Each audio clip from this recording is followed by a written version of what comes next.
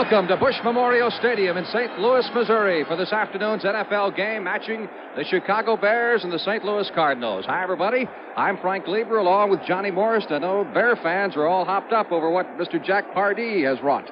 Yes, Frank, Jack Pardee has made the Bears respectable after many frustrating years. 2 years ago, they were 4-10. He brought them to 7-7 last year, and this is the year they're going to go for the playoffs. Jack Pardee has done a job. Of course, he has a lot of help, Frank, because you know Walter Payton gained 160 yards last week as the Bears opened with a victory against Detroit. Payton can do it all, and you're going to see some exciting runs today. Well, the Cardinals are a little concerned. They've had defensive problems in the past, sure, but last week they were shut out, and Don Coryell is not happy at all. No, I talked with him about an hour yesterday. He still can't get over the fact that his team could not score a touchdown against Denver the whole game because he has such great people at the attack positions. But they're going to try and rectify that today. And, of course, Terry Metcalf will be a key. As you know, Frank, he can do it all. He's got quickness. He does have that bad hand. He broke a hand, has a small cast on it. He caught 6 passes, but they used him sparingly in first down plays, and that may be the case today. But Metcalf can do it all just like Walter Payton. Well, he is to the St. Louis Cardinals certainly what Walter Payton is to the Chicago Bears. We're kind of looking for a high-scoring game this afternoon. Bears put a lot of points on the board, and the Cardinals a bit vulnerable on defense, so it should be an exciting football game. Well, the Bears are hurting because of a couple of defensive players out. Wally Chambers had his knee flushed out, whatever that means. They took particles out of the knee, and he's not going to play today. They hope that he can play next week, and Doug Plank is out defensively for the Bears. So they're a little bit weakened at the defensive end of it, and they gave up 360 yards last week. So you got to figure that St. Louis has a chance maybe to score some points, but the Cardinals on the other side of the coin did very well against Denver last week. Even though they lost the game, they only allowed 1 touchdown. That's pretty good.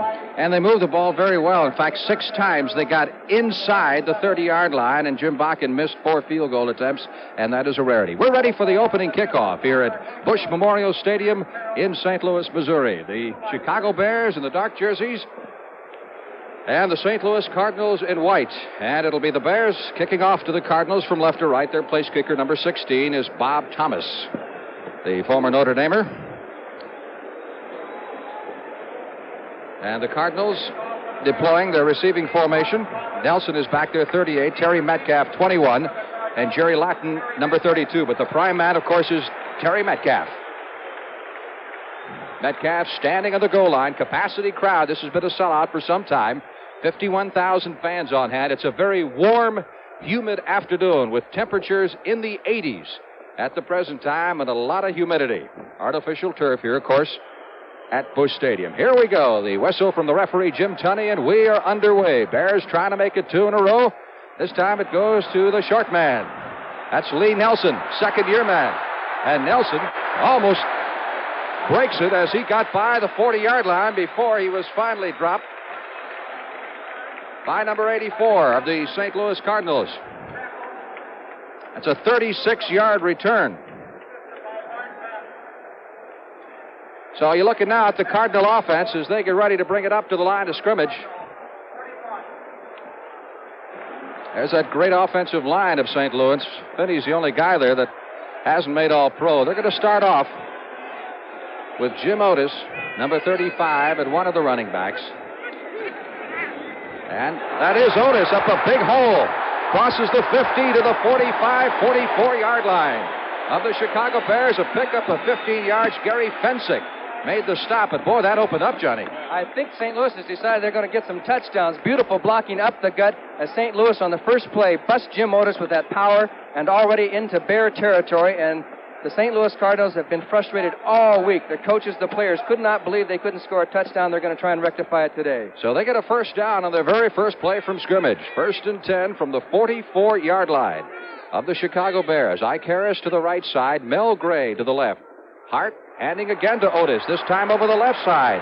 And he hurdles inside the 40 to the 37-yard line. Pickup of 7. Let's look at the Bears' defense. Slightly revamped. You see Ron Rydouch, number 76, in there. He's filling in for the injured Wally Chambers, who they hope to have back next week against New Orleans. The Chicago linebackers, and they've gone all the way through preseason this way, and the change in the secondary is Fensick filling in for Doug Plank for the second week in a row. 2nd down, 3. Hart calling the signals. They've got the ball spotted at the Bear 38-yard line. Otis on his 3rd straight carry, and this time he is tripped up behind the line of scrimmage. The wily veteran Doug Buffon, number 55, breaking through to make the stop at the 42. And he is something else because Buffon, not only a smart football player, but a gutsy one. He is coming off a torn Achilles tendon injury last year, has done very well this year, rehabilitated, came across, played his keys well, got across before that play could even get started.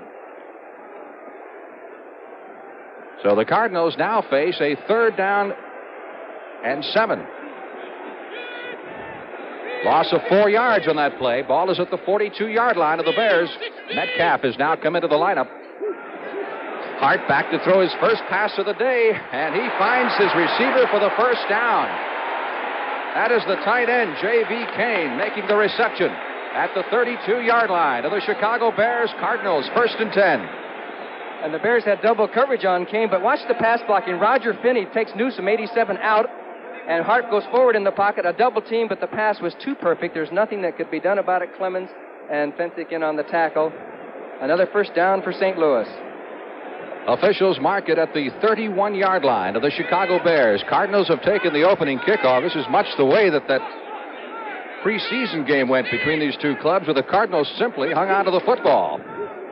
Latin caught at the line of scrimmage and shoved back, lost maybe a yard.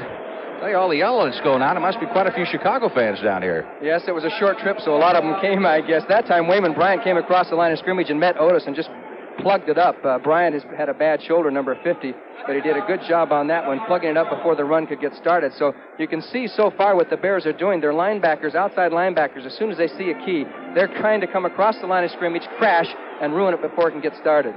2nd down, 11. Cardinals at the 32-yard line of the Chicago Bears.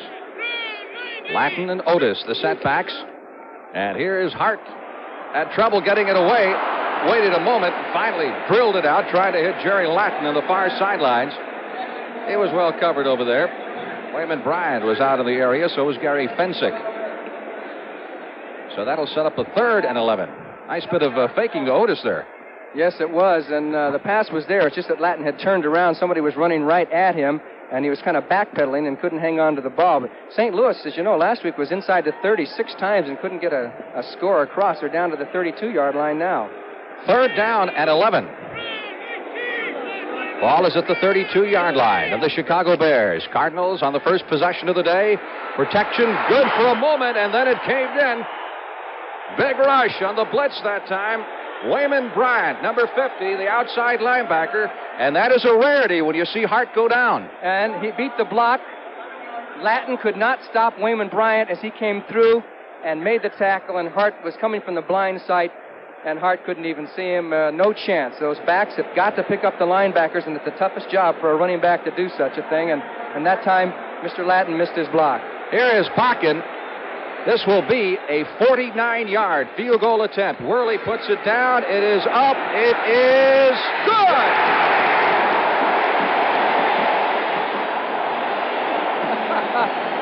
Well, he must feel pretty good after missing those 4 last week. All of a sudden, he's a hero again in St. Louis. He's had a rough week, but he didn't let it bother him. A 49-yard field goal by Jim Bakken. With 11 minutes, 19 seconds left to play in the opening period. And the Cardinals lead the Bears 3-0. Like I tell my friends, I said, see a Firestone deal if you're having trouble out your ties. Ask a friend about Firestone, Firestone, Firestone. When you're driving on a Firestone tire, it's a good feeling. You and I, when we go to buy a tire, I don't believe we're experts.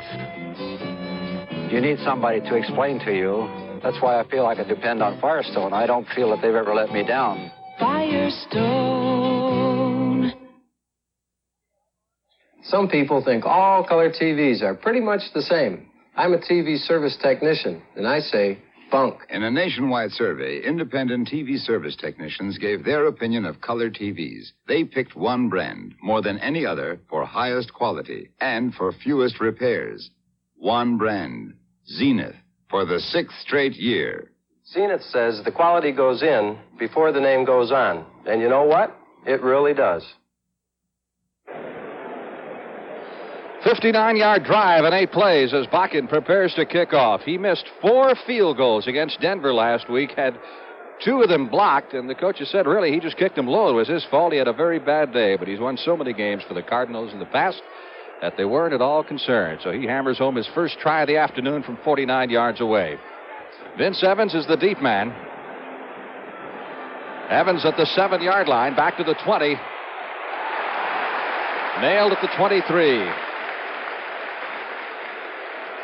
Kurt Alderman, number 50, making the stop. Here's the Chicago backfield when they'll come out of the huddle. Harper and Payton, the running backs, behind Bob Avellini.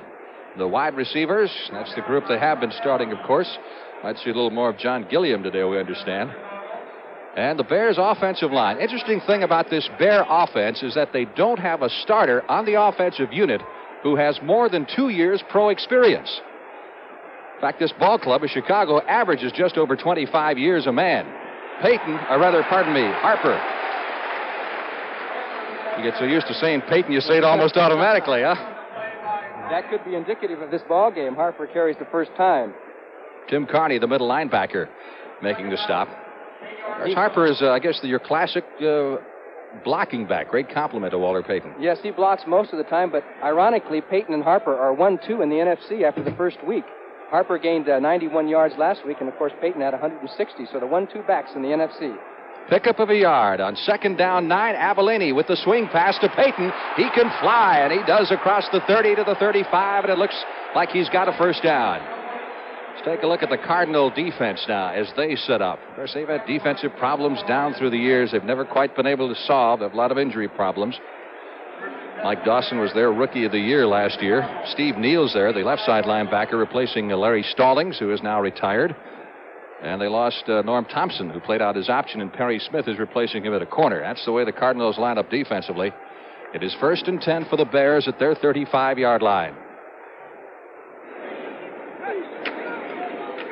That's Payton. Break it off, a tackle at the line of scrimmage to the 40. Payton starts to go back and gets to the 43-yard line, but he's a hard man to hang on to. Well, those St. Louis Cardinal fans are going to see what Walter Payton is all about on this one. Charlie Davis is a big man, number 76, and Payton literally ran over him, bounced off him, and got the extra yardage out of it. But he really hit that line, and that's why Walter Payton's going to gain over 1,000 yards this year. He gained almost 1,400 last year. Pickup of 7. It'll be 2nd down 2 for the Bears at their 43-yard line. Payton had 160 yards rushing last week against Detroit, far and away the leading mark in the National Football League's opening weekend of play.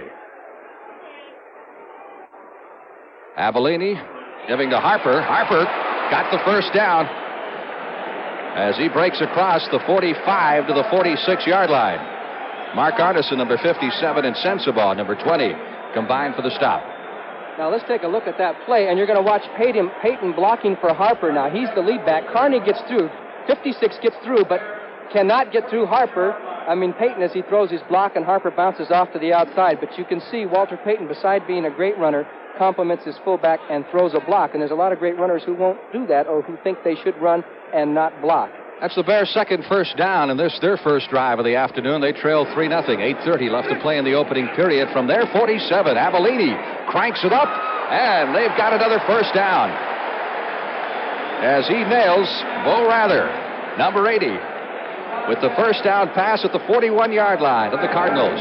A simple turn-in by Rather, and the pass was there, the timing was there, so was Perry Smith, but not quite in time, as the Bears garner another first down. John Gilliam checks into the Bear lineup now. Official spotted with the nose of the ball just outside the Cardinal 40-yard line. Frank, you know the Bears only threw 9 passes last week. That's right. Of course, when you're running like they did, picking up 260 yards rushing, you don't have to throw it that much. Payton spinning off a couple of tacklers. Nice hole over the middle, and he reaches the 36 for a pickup of 5. 2nd down 5 as Mark Arneson gathers him in. Arneson's done a nice job for St. Louis. Of course, he played the middle, has moved to the outside. St. Louis has had some problems at linebacking, and various people hurt and injured, and finally they're settling down with the 3 that they have now. Bears are using Rather and John Gilliam, alternating plays from the bench. 2nd down 5. That's from the 36. It is Harper. Maybe a yard to the 35-yard line. It'll be 3rd down and a long 4, contained very well by Steve Neal's number 53. and Mike Dawson, number 73. This telecast is presented by authority of the National Football League. It's intended for the private use of our audience, and any rebroadcast or other use of this telecast without the express written consent of the St. Louis Cardinals and the National Football League is prohibited. Third down and a long 4 for the Chicago Bears from the 36-yard line of the St. Louis Cardinals. Scott to the left side. Avellini. Sideline throw, and that is good for the first down. That is pulled in by James Scott. Harry Smith defending, but the Bears keep their drive going at the 27. Well, Bob Avellini called on to throw, and Smith was there. He went high for Scott's head and tried to reach over as the pass blocking held up. Watch this. But Scott did a good job of hanging on to the ball for another first down, so the Bears have made those firsts when they need them so far in this game. They started this drive back at their 23 after taking the Cardinals' kickoff. It has now reached the 27-yard line of the St. Louis Cardinals, 1st and 10. Avellini at the throttle. He slips it to Harper, who tries the middle. And Rowland gets a couple to the 25 before he's shoved back by Charlie Davis and Mike Dawson.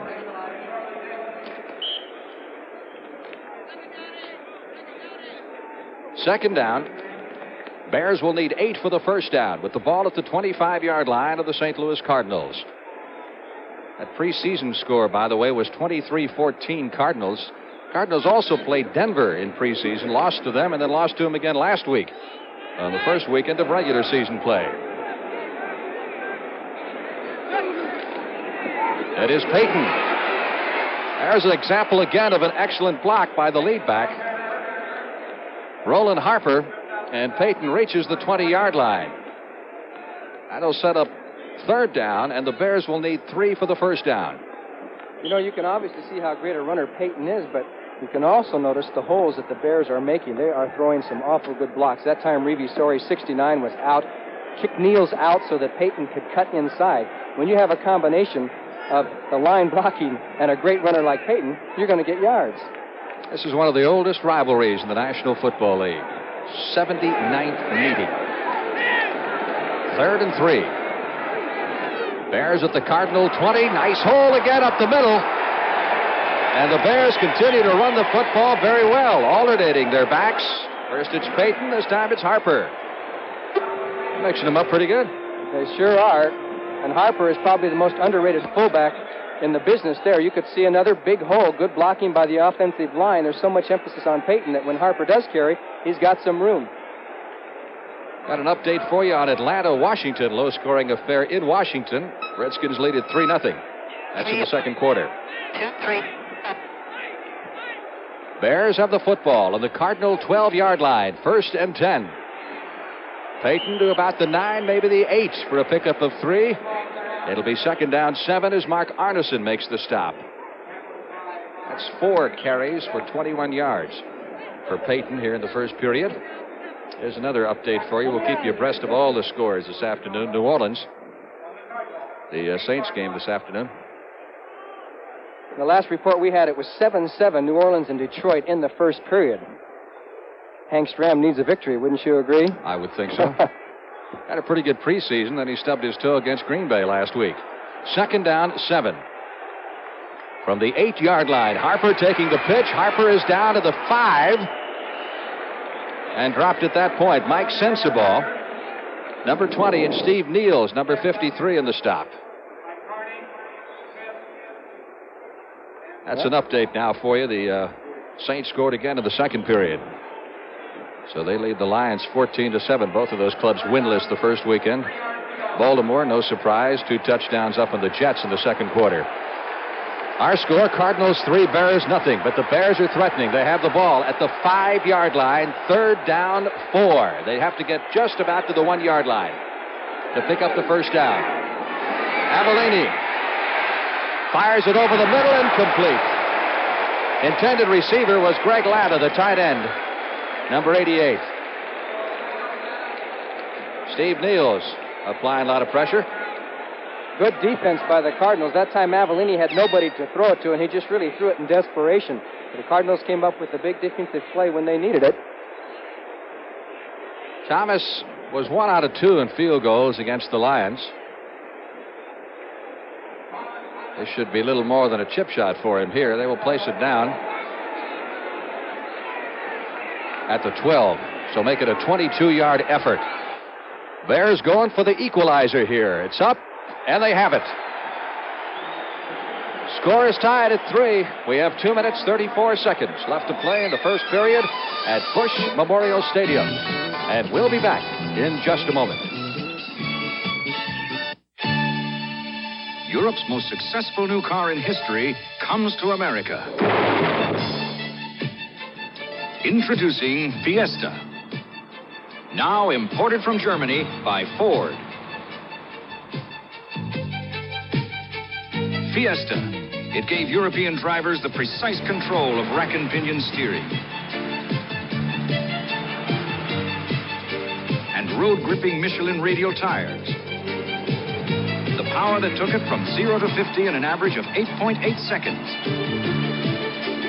And front disc brakes that brought it from 50 to 0 in an average of 3.3 seconds. Fiesta has the traction and control of front-wheel drive, yet it also has excellent gasoline economy and a modest base sticker price. Fiesta. Test drive Europe's most successful new car in history at more than 5,000 authorized Ford dealers across America. Frank Lieber along with Johnny Morris, Bush Memorial Stadium in St. Louis. Renewal of the traditional rivalry between the Bears and the Cardinals. Thomas preparing to kick off. 15 plays on that drive, took him 72 yards, and really balanced nicely. 3 out of 4 in the passing department for Abellini, and Peyton Rush for 22 yards, Harper at 17. And I would imagine that Thomas will try and keep it away from Metcalf. The Bears do a lot of split kicking or kicking to the side to stay away from the man who, somebody like a Terry Metcalf. Well, they were reading your mind, John. So they'll have to do it again from back at the 30-yard line. He was trying to aim that one in the direction of Lee Nelson, who fielded the opening kickoff. Of course, Nelson carried it back beyond the 40-yard line. Terry Metcalf. It's a man they call the franchise here in St. Louis. Well, Don Corio's taking a different little tack now. I understand this year with his running backs. He's going to try what he calls a fresh back system that we might talk about. He figures he really doesn't have any starters. He's got 5 guys, and he wants to keep them fresh. That's right, particularly Metcalf. On a first down situation or a 3rd and 1 where it's an obvious running situation, he may not use Metcalf and rest him for times when they want to use the attack. I'm not so sure that that's, the wisest. Sometimes you get a guy like Metcalf, just like a Peyton, you want him in the ball game as much as you can get him. That's the way some coaches look at it. But they want to rest him and save him for the key times in the game. And this is a key time, anytime he can get his hand on the ball. All right, Thomas quick kicking this one up the middle. Metcalf winds up with it at the 20, 25, and to the 28-yard line. Well, everybody was grabbing for that one. Rather made the stop, number 80. Cards will put it in play from their 28-yard line, 1st and 10. So each team has had the football once, and each has scored once. Jim Hart, that's the way Jim has done down through the years. Not really that well against the Bears. Only 45% of his passes. And a record of 2-1. Last regular season meeting was in 1975. That was in Chicago, and the Cardinals won it by a score of 34-20. They work Otis up the middle out to the 32-yard line for a pickup of 3 yards on the play. It'll be 2nd down 7 as Billy Newsom, number 87, makes the stop. There was quite a confrontation on that one between Conrad Dobler and Ron Rideouts. The Bears have switched their defensive tackles because they want Rideouts. Now they switch back again on Dobler because he's more of a power type tackle, but they've switched back again now. So they're doing some tricks with their defensive line. Cardinals moving from their 31-yard line.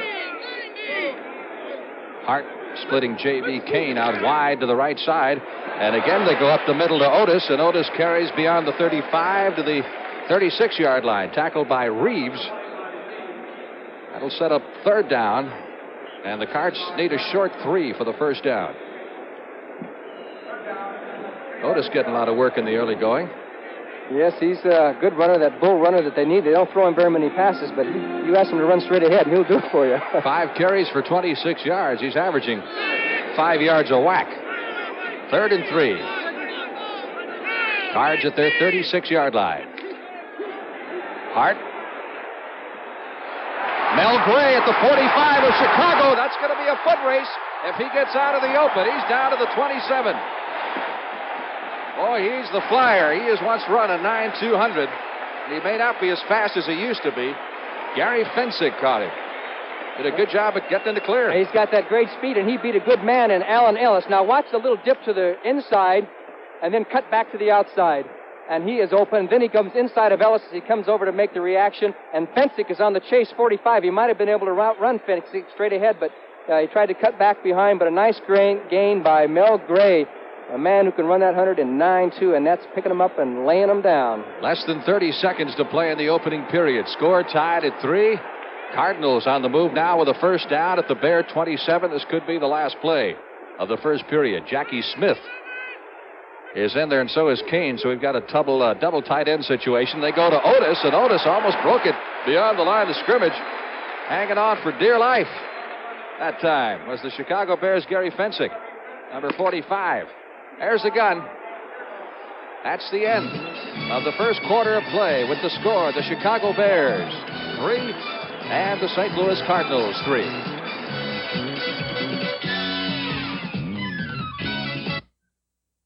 I mean, it was really a good movie. It was good, wasn't it? Oh, honey, look, some poor guy left his lights on. Larry.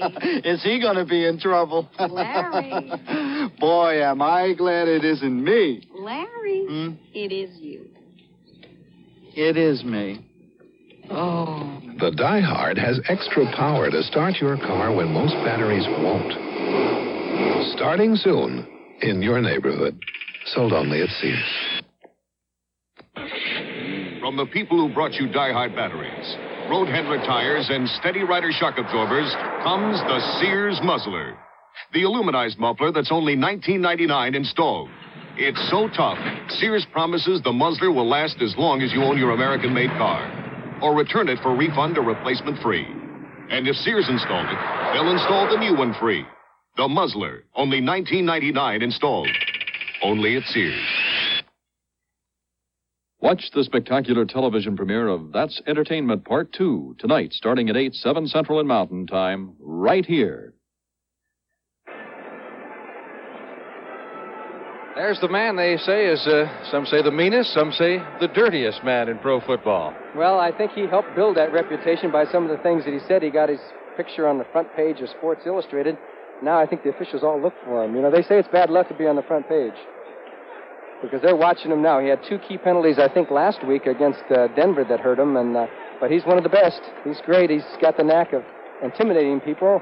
Maybe we'll see what he does on this series. Second down 5 as we start the second quarter. Cardinals have the football at the Bear 22. Otis and Jerry Latin are the setbacks behind Jim Hart. That's Latin. Got a couple of tough yards down to about the 22-yard line. Latin was an 11th-round draft choice in 1975, and he won a spot in the club that year by leading the Cardinals in rushing during preseason, and he beat out a second-round selection, James Germany from New Mexico State. And Jerry Latin is from Northern Illinois University up near Chicago, as is Jerry Myers, so 2 football players from Northern Illinois. Third down. Well, they still got about 5 left for the first down, a little less than 5, actually. Ball marked at the 22-yard line. Metcalf in now in the passing situation. Hart gets it out of there quickly to Metcalf. He's at the 30. He's at the 25. Inside the 20, down to the 18-yard line. There you saw the moves of Terry Metcalf, who looked like he was going to be bottled up behind the line of scrimmage. A little juke here, a little juke there. Let's look at it again, John. Okay, let's watch the pass rush here. Watch 87. It's kind of interesting. He's rushing the passer, and he could have quit on the play, but 87, Billy Newsome will come back from out of the right of your screen as Metcalf makes some great moves, and then here comes Newsome and Wayman Bryant to make the tackle. Great running by Terry Metcalf, but some hustle by the Bears' interior line. Once they were out of the play, they got back into it. 4th and 2, so Bakken comes on for the field goal try from the left hash mark. 36 yards. And it's good. So Bakken is 2 for 2, and the Cardinals have regained the lead By a score of 6-3 with 13 minutes and 29 seconds left to play at Busch Memorial Stadium. Sir, we all know Mobil 1 is the oil that saves you gas. Give me another good reason to buy it. Well, it lasts. And lasts. How long will Mobil 1 last? We drove it 15,000 miles without an oil change. And after all that, found Mobil 1 still protects as well as new ordinary oil. And lasts. Lasts. Mobil 1, the oil that saves you gas, saves you oil changes.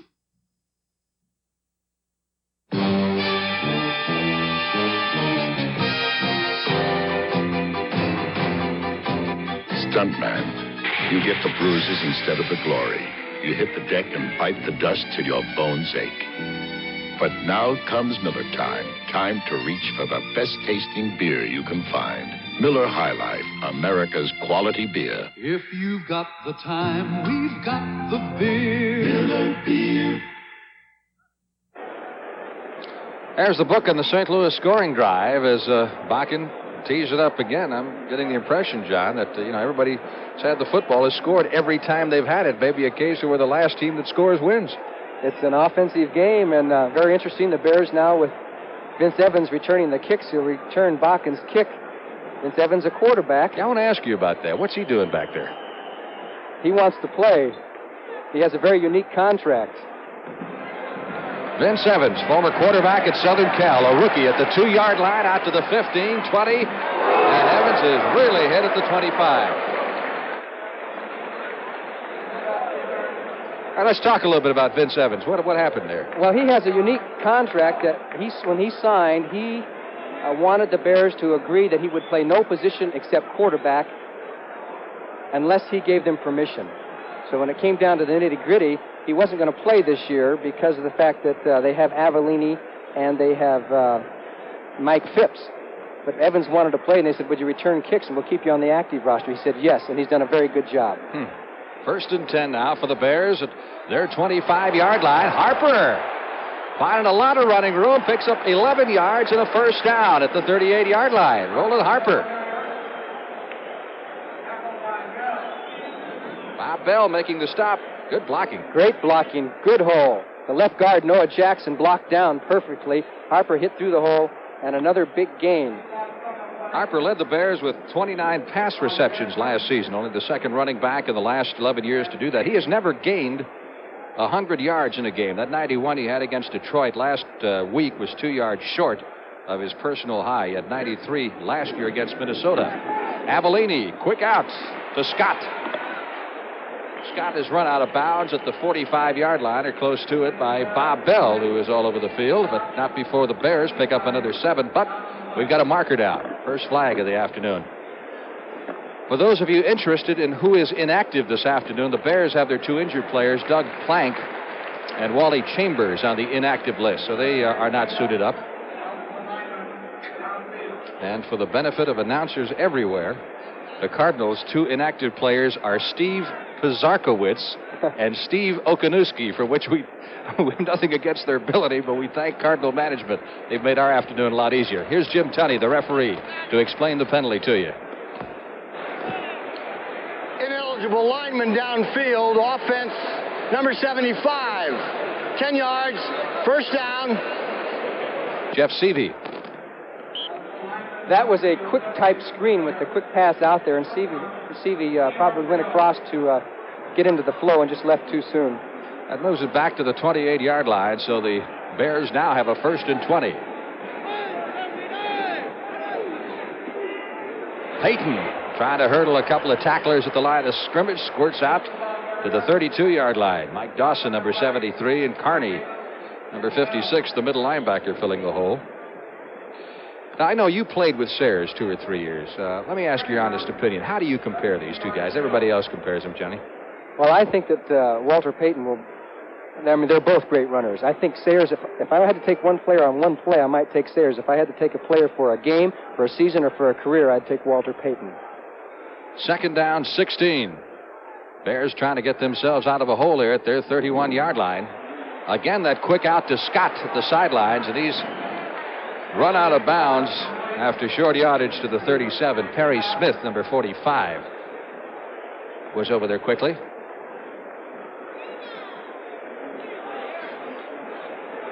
Great play by Scott as he just made his turnout, but you're going to give him that little short pass like that when it's a 15, 20-yard situation. So you'll give him the 5, but the pattern and the timing was there. And those are the things that they work on all day, every practice, to try and hit the timing on those short passes. It makes a difference in winning and losing ball games. On 3rd and 10, the Bears are going with 3 wide receivers. They got Gilliam in there, and Scott, and Rather, as Avellini hangs up a rainbow for Scott.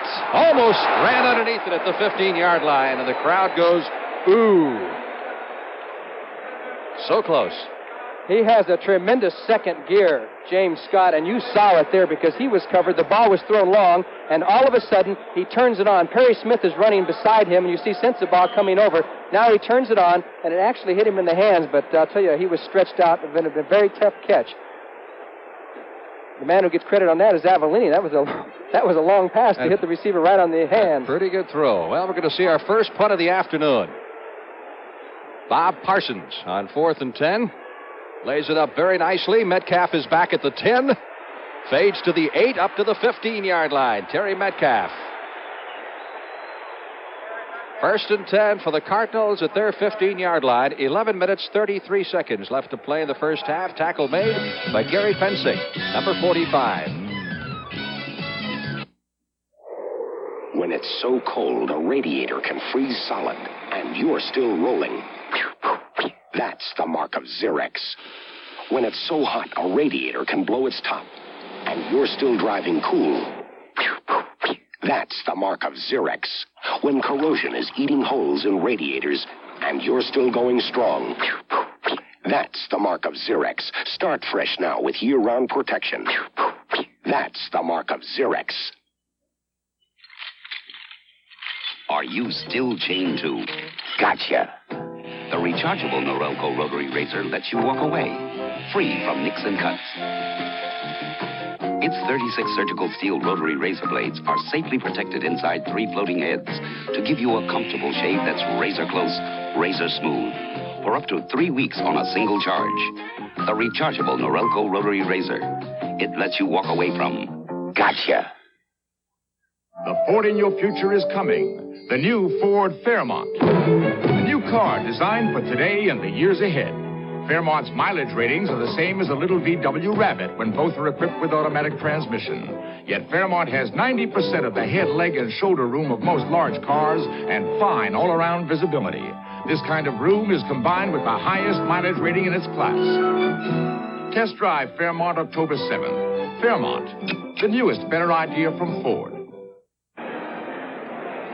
Johnny, we got something special coming up next weekend on the CBS Sports Spectacular. First of a series of broadcasts featuring the world's strongest men competition. You're going to see a lot of Mr. Universe and Mr. America types. They've got the Cup, the big horse race from Belmont. You're going to see a lot of hernias in that strong man competition, I'll tell you that. I bet you. They're going to try to lift a barrel that's full of lead, if I understand, in that first competition. That'll be a little tough. Cardinals 1st and 10 from their 15-yard line, and Metcalf caught behind the line. He's at the 10. He's still on his feet at the 15, and he's across the 20. Now, that's about as spectacular a 7-yard run as you'll see all season long. Wayman Bryant finally corralled him, but he is slippery as grease. Billy Newsome, 87, had him. 87 has his hands on him, but Roger Finney sticks with him. Watch Newsome go down, and Finney says, okay, I'm going to block you again on the ground, but Metcalf takes off, puts a nice move right there on Hartenstein. Good blocking there. A little help for Metcalf as he got downfield, but great individual effort. 2nd down, let's call it 4 for the first down. Ball is at the 21-yard line of the St. Louis Cardinals, who lead 6-3 early in the second period. Again, Metcalf fighting off a block at the line of scrimmage. He's got the first down with that second effort out at the 25-yard line. 1st and 10. Watch Jerry Latin, the lead back, hit number 50 here. They collide. 50 and Latin. Boy, they both went over tea kettle, you might say. And then Metcalf just kept driving and kept driving, got the first down. Both teams displaying excellent offense. This is good football. A good football game where you run, you pass, you move the ball downfield. I like that over tea kettle. Can I have that? I didn't give you the first part of it. I didn't think you did. First and 10, 25-yard line. Hart. Wide open down the sideline at the 40-yard line. Boy, he had nothing but daylight out there as Mel Gray found daylight. Alan Ellis made the stop, but the Cardinals are on the move now at their 43. And the sun has come out in St. Louis. It was very foggy, overcast this morning, muggy, but the sun has come out. There's Don Coryell, coach of the St. Louis Cardinals, who the last 3 years they've been 10-4, 11-3, and 10-4, 31-11 under Don Coryell. That's not bad as the last 3 years. First and 10, Cardinals at their 43-yard line. One of the Bears jumped. I don't know if he got back in time. Metcalf taking the handoff, but he was pinned immediately. The marker went down on the far side, and it could be Chicago offside.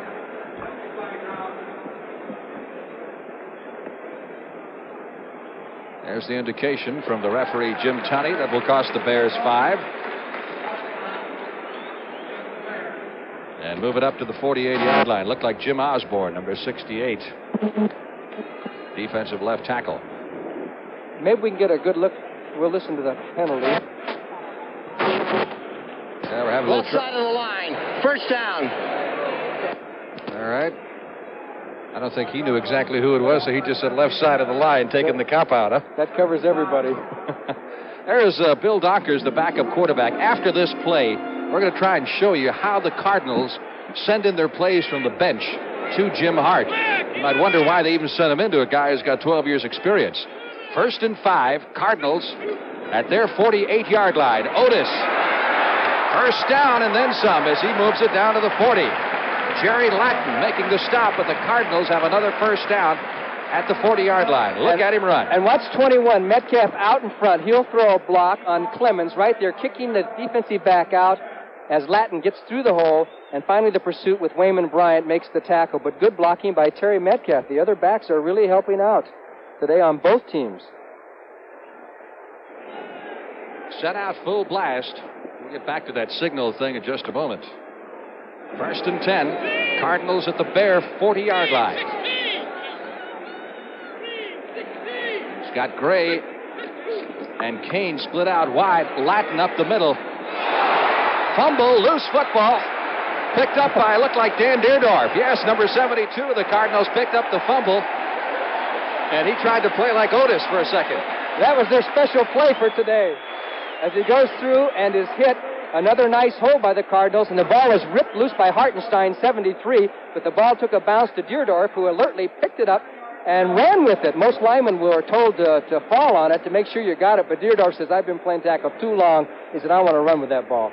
And so he got it and got a couple extra yards. Second down, 7.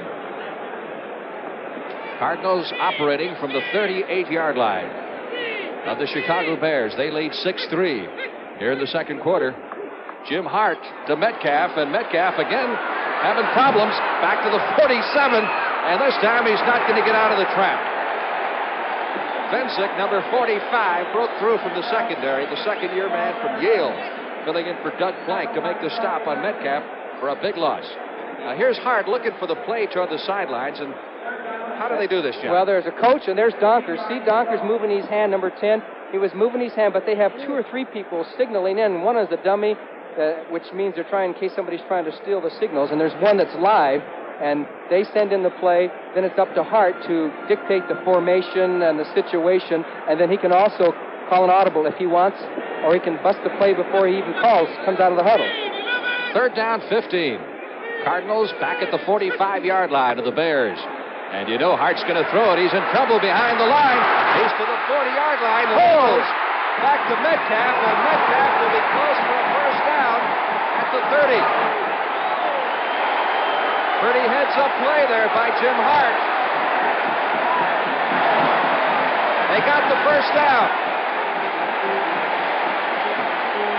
Okay, they put the rush on him, and then he took off. Now he sees the man coming up to make the tackle, and just laterals off to Terry Metcalf, heads-up football. And that's why Jim Hart has done so well the past few years. He thinks He knows what he's doing. He knows the situation at all times. Even last week when they didn't score any points, he completed 18 of 35 passes for 221 yards. So Hart comes up with a big 3rd down and 15, first down. And the Cardinals again knocking on the door. They're at the 29-yard line of the Chicago Bears, playing excellent ball control. Latin fighting off a tackler at the line of scrimmage. He's to the 25 and down to the 24-yard line. Clemens, number 43, moving up from the secondary. A good move by Latin, and you'll see number 55, Doug Buffon, get caught on side. He comes across. Metcalf, 21, throws the block. 55, Buffon tried to make the tackle. Latin dipped out nicely and took advantage of the break that he got on a good block by Metcalf. Jim Osborne finally makes the tackle. Good alert running by Jerry Latin. Good block by the remaining back, and the line prevented penetration. What more could you ask for in a football game? Pick up a 5 at 2nd down, 5. Cardinals at the 25-yard line of the Chicago Bears. They split Jackie Smith out 10 yards wide to the right up at the top of your screen. Latin behind Metcalf's block fights his way down to the 22-yard line for a pickup of 3. He'll be a couple of yards short of the yardage needed for the first down. Hartenstein, number 73, making the stop on the Cardinal running back. They decided to try a good thing. The play before worked, so they decided to go the same way, and they got a little bit out of it. 3rd and 2. A long 2 now needed for the first down. Cardinals' 3rd down efficiency, that's above average. 3 out of 5. Metcalf comes out of the game, and they bring in Otis for the short yardage situation. They were shocked last week against Denver. They were stopped once on a 4th and 1 down to the Denver 5. Cardinals going to call time here with 5 minutes and 20 seconds left to play in the first half. Jim Hart comes over to the sidelines to confer with head coach Don Coryell. We'll be back in St. Louis in just a moment.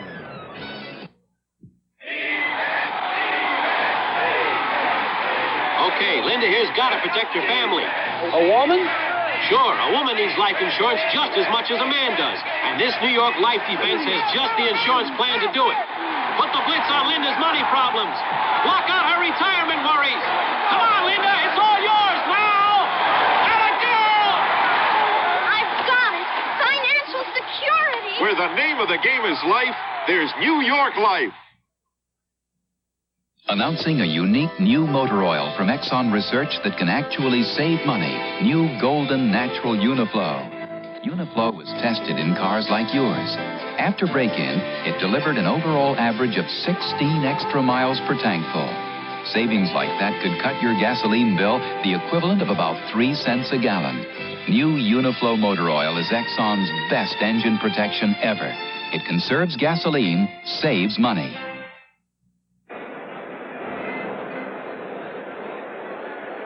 Jack Pardee, the head coach of the Chicago Bears, on the left, and Don Coryell is opposite with the Cardinals on the right.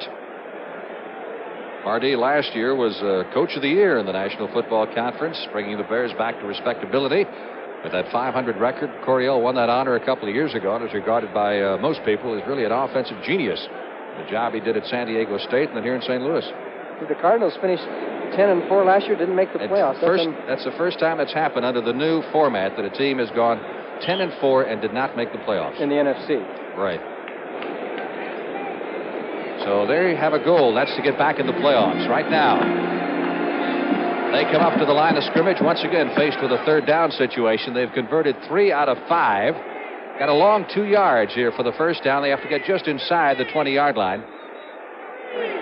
They're at the 22 of the Chicago Bears. They lead 6-3, and Hart puts it up for Kane, and Kane spears it for the first down at the 16.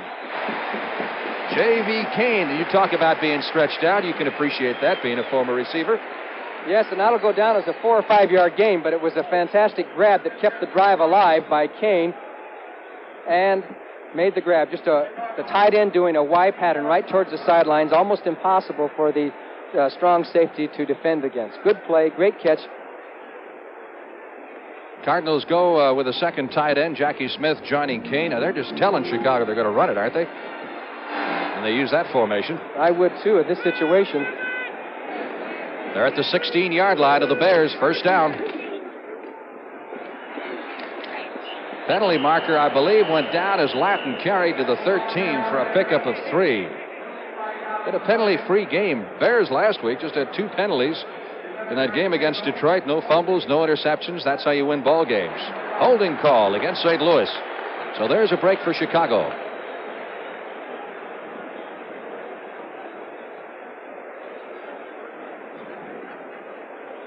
Walk off of 10 yards by the referee, Jim Tunney, and Jim will tell us now who the culprit is. Holding, offense, number 81. It's Jackie Smith. First down. Bears have gone to that flex defense that Dallas has used in the past a little bit. San Francisco, are they using it today at all, Johnny? Yes, they are, and I think that's one thing that the Cardinals are taking advantage of. You see the defensive linemen, who are your front 4 down linemen, some of them are a yard off the line of scrimmage for a little more flexibility to flow with the play. But the Cardinals have been running at it and been getting some yards. Back to live action now. It is 1st and 20 from the 26-yard line of the Chicago Bears. Jim Hart got rid of it quickly to Metcalf. Metcalf to the 25, 20. Inside the 15-yard line. Boy, is he a tough man to stop. Bounced to the 10, but they say he went down at the 14. Got a good block from Conrad Dobler. Number 66. Watch for the block by Dobler. Watch number 66, the right guard, as he'll go down and peel back. But the greatest part of this play was the individual move that he puts on Terry Schmidt, 44 there, to dip back and get the yards. And you're going to see Conrad Dobler, 66, with a nice block to help get a couple of extra yards. So Dobler's going downfield. No penalty call for the man from Sports Illustrated. Ball at the 15-yard line. It is 2nd down 9 as Metcalf picked up 11. On that little pass, lost football. Who's got it? Bears. Bears come up with it at the 15-yard line. And a roar goes up from some of the Bear partisans here at Busch Stadium. Looked like Roger Stillwell, number 71. Fell on the ball, so a big turnover. It was just a simple goof up on the actual snap of the ball from the center to Hart, and it cost him a big drive and possibly 7 points.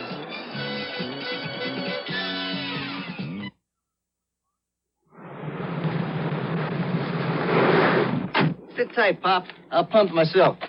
Let me tell you something, gang. Any gas will get you where you want to go. But it ought to be in there cleaning your carburetor, too. Now, you want to make sure you're getting the job done, use new STP gas treatment. You just pump in a can with every tank load of gas, and it goes to work cleaning like a bandit. Clean that carburetor. Get a hold of this, and do it yourself. Keep the change, partner. Leslie Caron for Color Track by RCA. In Gigi, my brooch was blue, the leaves were green, and my gown was lavender lace. If these colors don't look right to you, you should know about Color Track from RCA. Getting the color right is what Color Track is all about. It actually adjusts the colors and locks them on track. Before you see the Color Track system grabs it, aligns it, defines it, sharpens it, tones it, and locks the color on track. RCA is making television better and better. 60 Minutes takes you on a stakeout as government agents move in on the mob. Tonight at 7, 6 Central and Mountain Time. Here's what we have in store for you on CBS next Sunday. Part of our regional lineup, Giants in Atlanta, Philadelphia, Detroit. Packers will be in Minnesota. In addition to that, Saints in Chicago to take on the Bears, Tampa Bay and Dallas, San Francisco and Los Angeles, and the national game will be the St. Louis Cardinals against the Washington Redskins. That'll be the doubleheader game. Back to action we go. Payton taking the handoff from Avellini, still on his feet, and charging forward to the 18-yard line. Picked up 3 on the play. It'll be 2nd down 7 as Arneson made the stop. I was talking to Roger Staubach in Dallas last week, who played with Walter Payton in the Pro Bowl, and he said he is absolutely unbelievable, that he has never seen anyone like him. He said he could tell it just by watching him in practice, especially his quick feet. Yes, very quick feet. He weighs 205 pounds at 5'10", means he's put together very well, very strong. Not injury prone. He and Harper both have not missed a game in 2 years. They've played every game, and you know running backs can get hurt. 2nd down 7. Avellini, protection is good. Bullet for Latta over the middle. That's a 1st down for the Bears at the 33-yard line as the big tight end hung on. Took a couple of pretty good licks from Arneson and from Niels. And some pretty good pass blocking for Avellini off the fake to Payton. You could see the Cardinals don't get anywhere close before Avellini throws the ball. And there's a triangle around Greg Latta. but Paul was right on the move.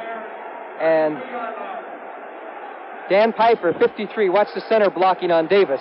Stays with him. Davis did the only thing he could do was try and reach his hand up to knock it down, and it was gone. Piper is one of those unsung guys. Good football player you don't hear much about. Pitch to Harper, going to throw it. Intended for Payton at the 50-yard line. He was well defended against by Sensabaugh. That is a new one for the Chicago Bears. Roland Harper throwing to Walter Payton on the option pass. And you now know why they don't use it very often. That's right. Because the ball was overthrown. But it always a play, even though it doesn't work, will make teams think about what they might do. That's which right. is a part of an offensive strategy, to make the defense guess. The Bears haven't run very many draws this week against St. Louis. They ran a ton of them last week against Detroit. Second down 10 for the Bears at their 33-yard line. They trail 6-3. Got 2:50 left to play in the first half. Payton trying to get loose, and this time he does not get back to the line of scrimmage. Jim Carney, number 56, on the tackle. And that was the draw. They tried the draw that time, and St. Louis probably worked all week on the draw because they saw the Bears do it so well against Detroit. This time they did finally run the draw, and St. Louis had it defensed very well. Loss of a yard. It'll be third down 11. I still want to get back to this Sayers-Payton thing. Now, if the game was down to one play, you would rather have Sayers in there to run that one play for you if you needed. Because I think he's probably the quickest man on 2 feet I've ever seen. But as far as durability is concerned, as far as being able to play a whole game, as far as blocking, as far as speed downfield, I'll go with Payton. Third down. Bears need 11 for the first down from their 32, and Avellini wants to put it up. Flushed out of the pocket. He's in trouble, gets it away, completes it. No, he doesn't either. Greg Latta was the intended receiver. It goes as an incompleted forward pass, and the Bears will be punting for the second time this afternoon.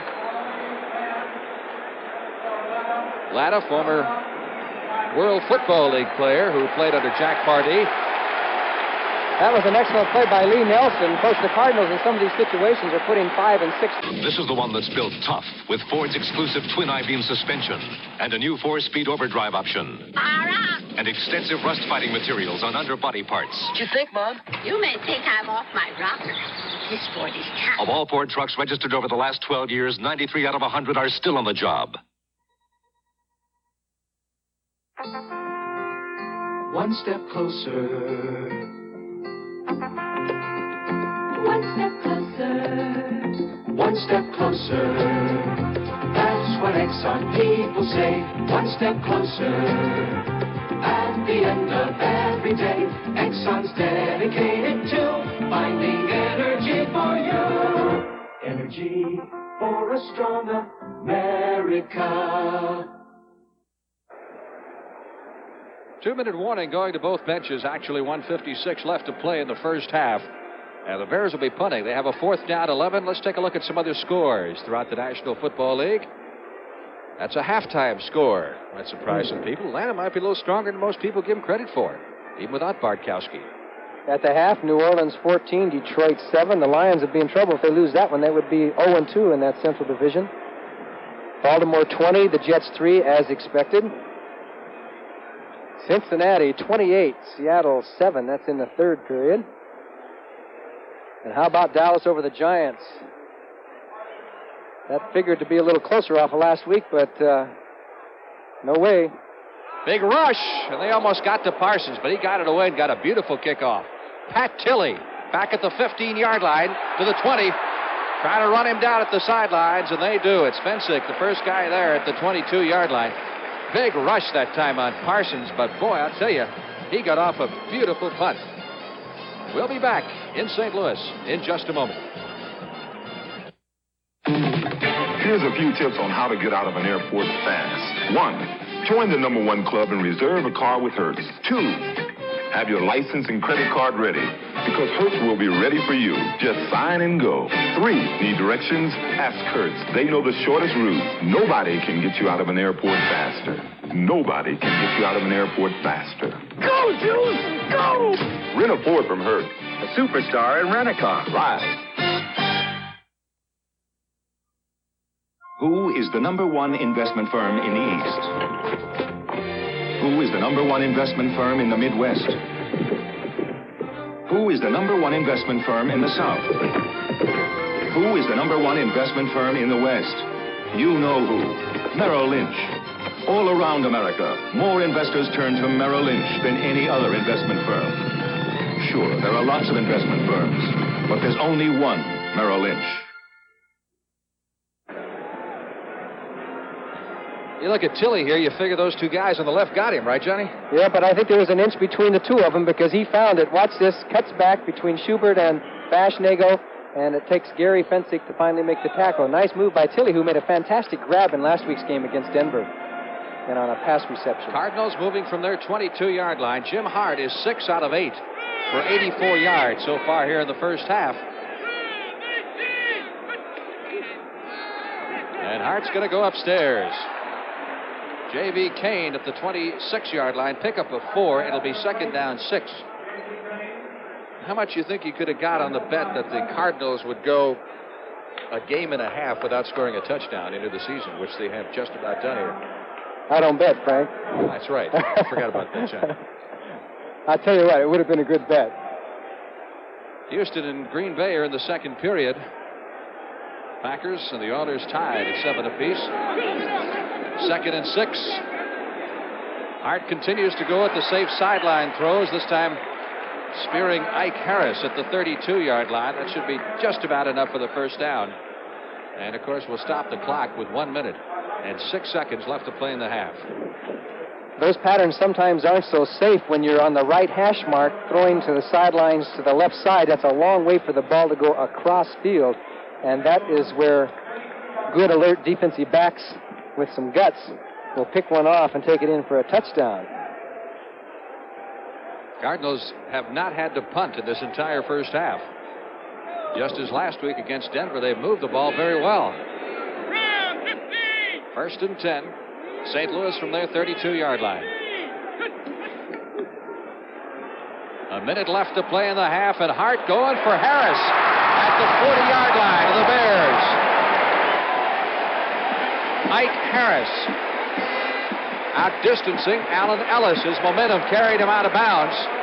And the Cardinals rapidly moving into position for at least another field goal try. The Bears put the blitz on, but watch St. Louis pick it up. You'll see Buffon at the top of your screen. Tom Banks really decks him. Hart stayed in, held his ground in the pocket and hit Harris right on the nose. Ellis finally pushed him out of bounds, but good execution by the St. Louis Cardinals. Chance to score before halftime. 59 seconds to go. First down at the Bear 39-yard line. Harris wide to the right side. Mel Gray flank to the left. Metcalf and Latin are the setbacks. It's obviously the St. Louis passing formation. Here's Hart. Mel Gray at the 18-yard line. First down. Hart throwing nothing but strikes. Boy, quite a drive for him here. He's now 10 out of 12 for 123 yards, and the Cardinals will call timeout. And still got a lot of time left. Let's take a look at that from ground level, and you'll watch Gray take that and turn his back. He sees Fensick, number 45, coming for the tackle, but he got his back to him, and there was no way. But it was really a double coverage, but he just turned in on it and stopped short of running into the inside safety. Very warm down in the field, particularly with the sun breaking through the clouds now. 52 seconds left to play in the half. We get back to play. The Cardinals will have the first down at the 17. You know, getting back to that situation of the Cardinals calling the plays from the bench, why would you call plays for a guy that's had 12 years experience?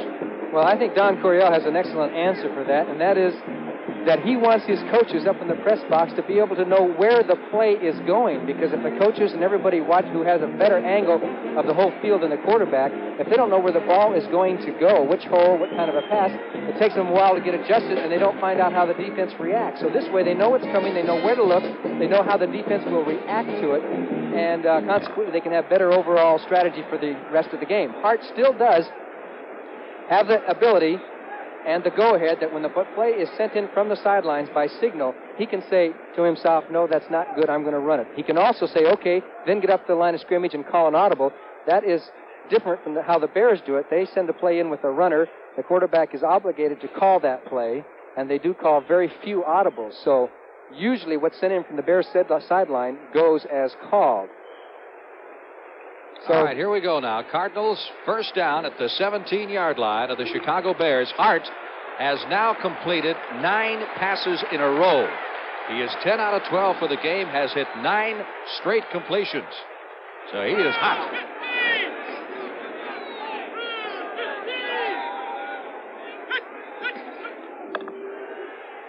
Hart looking toward Metcalf, and instead goes deep for J.V. Oh, he caught it! Touchdown! Little bit of alley-oop there as J.V. Kane catapulted into the air and pulled it down as he was falling out of the end zone. What a catch! That's one of the best you'll see in the NFL, and watch Jim Hart hold his ground. The blitz coming. Wayman Bryant, 50. He holds his ground, takes his punishment, and here comes the grab. He just outleaps Clemens. One-handed. He should be playing in the NBA. Look at that. Down he goes in the end zone. It is complete. Fantastic play by J.V. King. Just a great catch. What were we saying about the Cardinals not scoring a touchdown? Bakken tacks on the extra point. That's a 78-yard drive, and as I recall, they got the football with about 1 minute and 25 seconds or something left to play in the half. And Hart hitting 10 straight completions to wind up the half. And the Bears have been blitzing a little bit more today than they usually have, and so far it's burned them. It has not paid off for them to blitz. We'll see what their strategy is from here on out. But really, Jim Hart deserves a lot of credit. I'll tell you, you have those guys bearing down on you like that to hang in there. And then he really threw it. He was really throwing it up just hoping for something like that to happen because Kane was fairly well covered. That's a club record, by the way, for the Cardinals. 10 pass completions in a row. Still 45 seconds left to play in the first half, so don't go away. Bears could be explosive, too. Bakken will be kicking off. Boy, that catch has really got the fans buzzing, and if you missed it, hang on, because after the kickoff, we're going to show it to you one more time. Charlie Johnson was the guy who held the old record of consecutive pass completions. He had 9 in a row.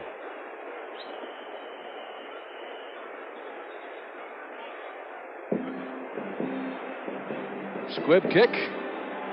Taken up the middle by Harper, and Harper returns it to the neighborhood of the 40-yard line. So the Bears have put it in quickly there. Carl Allen, number 27, making the stop. Let's take a look at that touchdown again, Johnny. Okay, you'll see the blitz coming from number 50, Wayman Bryant, from the left side of your screen now. Hart just hangs in there. Bob Young throws a block on Bryant, but Hart's there. He waits, he reloads. Here they come, and he still maintains his poise, got the ball off, and Kane, he did so well on that, he could have dunked it afterwards. Here's Payton fighting for yardage for the Bears up to the 47, 48-yard line. Pick up a 5, maybe 6 yards in the play. Bears going to call time now with 26 seconds to go in the half. Well, they're almost at midfield already. The Bears, one big completion, they could kick a field goal. So the half is not over yet. Avellini, in his only previous meeting with the Cardinals, passed for 255 yards. That was a couple of years ago at 75, and that was only his 3rd NFL starting assignment, and still the most passing yardage that he has accumulated in one game. Bears lost that game 34-20. Avellini had a real battle with Mike Phipps to win the starting quarterback job. The Bears traded for Phipps from Cleveland, and Avellini warded off that charge by Phipps, who is number 2, and has earned the starting job. And so far, has done very well for Chicago this season. Wound up spotting the ball at the 48-yard line of the Bears. It'll be 2nd and 2 when we get back to play here with 26 seconds left to play in the first half. Bears trailing 13-3. 3 wide receivers. All right, here's Avellini. Over the middle of the short man. He got about 6-7 yards to Harper. That'll take it to the 45 of St. Louis. And again, the Bears will call time. That'll leave them with 1 timeout. And you can see they have 17 seconds left on the clock. Bears, in the past couple of years, have, when a situation like this in the last few seconds before a half, usually have opted to run the clock out and go into the halftime and see what they could regroup for the second half. But since Sid Gilman has come to the team, I think he's put in a little bit more offensive spirit, you might say, updated a little bit, and tried to influence Jack Pardee to be a little bit more wide open on his offense. I don't mean wide open, but, go for it if you can get it. And, of course, they're down 13-3, and 3 points could make a big difference because you go in at 13-6, you're down 1 touchdown. You go in 10 points down, you got to score twice in that second half.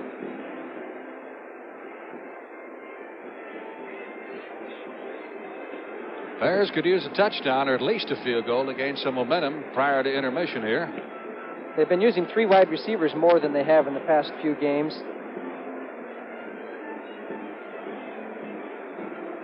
Avellini was a number 6 draft choice out of the University of Maryland. That's not real high for a quarterback.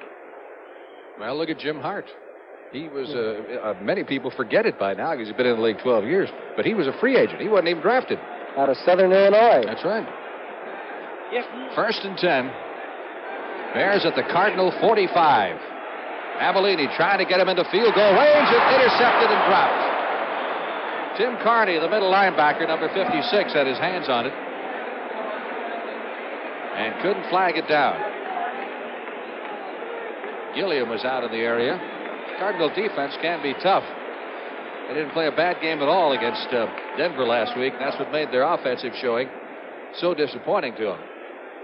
And they can't be upset about going in at halftime if they allow only 3 points in one half. That's not bad. And Carney was in the right place at the right time that time, even though he didn't hang on. Carney was released last year by Tampa Bay, picked up by the Cardinals. They've had a lot of injury problems at middle linebacker. Avellini intercepted by Reeves at the 25-yard line. Ken Reeves back to the 30 and up to the 33 with 3 seconds remaining in the half, and that should just about do it. Roland Harper making the stop. The Cardinals have defensive backs all over the field, of course, and they're in their prevent. The rush almost got to Avellini, but Reeves just dropped off. He was in the short zone, picked it up, and he had to go all the way in order to get any points because the clock was down to about 2 seconds. But Kenny gave it the shot here. The old offensive days from college. Looked like an offensive back there for a minute. John Gilliam of the Bears was the intended receiver. All right, time for one play. Prior to intermission, Cardinals first and 10 at their 33-yard line. How would you like to see Jim Hart pass now? Joe, you think he would dare throw a pass right now? One of those Hail Mary jobs?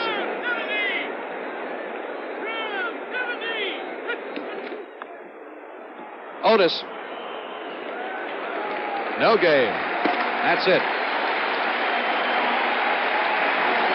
So the first half is finished here at Busch Memorial Stadium with the Bears trailing the Cardinals 13-3.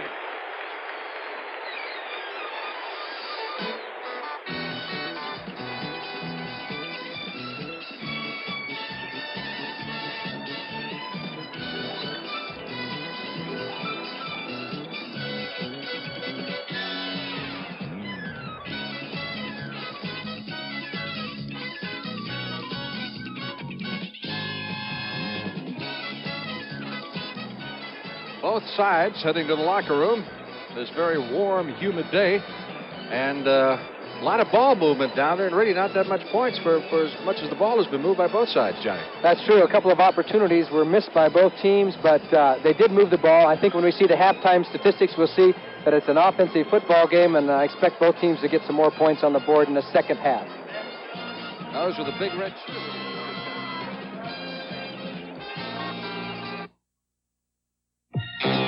There's 85 feet between you and the ground, and there's enough juice at your fingertips to light up the county. But now comes Miller time. Time to head for the best tasting beer you can find. America's quality beer, Miller High Life. When it's time to relax, Miller stands clear. Beer after beer. If you got the time, we got the beer. Miller Beer. Announcing the new Firestone steel-belted radio 721 with 5 million miles of development testing behind it. Testing that tears at tires. Testing that scorches them with the heat of high speeds. Testing that plows them through a flood of salt water. That pounds and punishes them from sunup to sundown. Testing that tortures out the secrets, like the performance of our new 721 tire cord, with 10 strands of steel where we had 5 before. The strongest steel cord we ever made for car tires. Tough testing proved this new 721 radio. But remember, the safety of even a tough tire also depends on you. Be careful where and how you drive. Don't overload. Check air pressure. Check wear. Check your Firestone dealer for the new 721. It's Firestone's finest radio ever.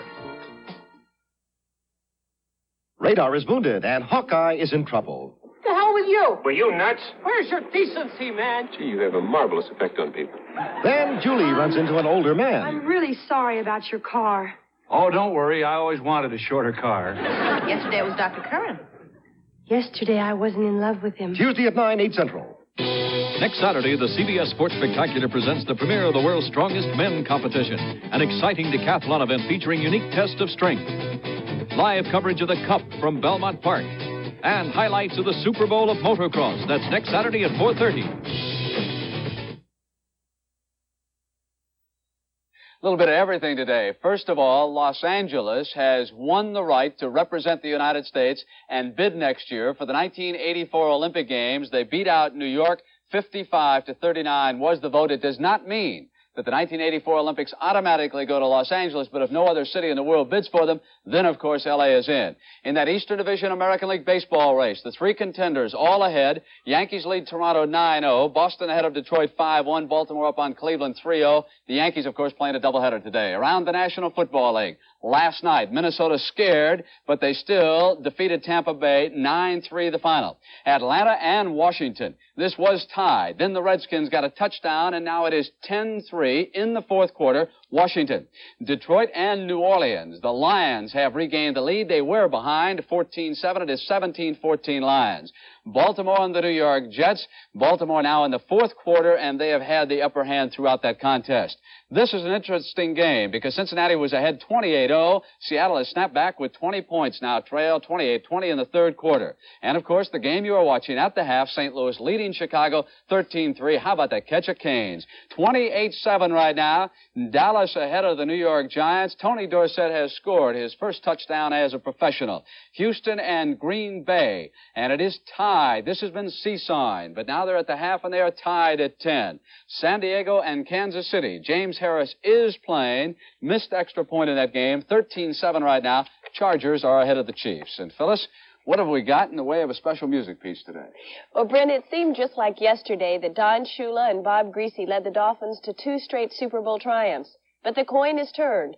They've looked beneath the surface and brushed the film away. 1976 was another whirl for Miami, Don Shula's first losing whirl. And now Greasy, who's had his share of misfortunes, is wearing glasses. They both hope the coin will turn again for the Dolphins and that all things truly run in cycles, as sung by Frank Sinatra.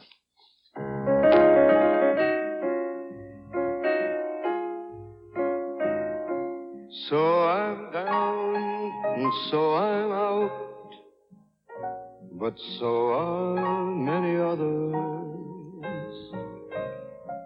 So I feel like trying to hide my head 'neath these covers. Life is like the seasons. After winter comes the spring. So I'll keep this smile a while and see what tomorrow brings.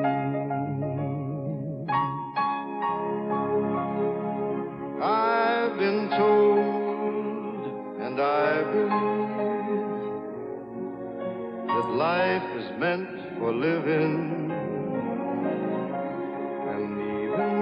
When my chips are low, there's still some left for giving. I've been many places, maybe not as far as you. So I think I'll stay a while and see if some dreams come true.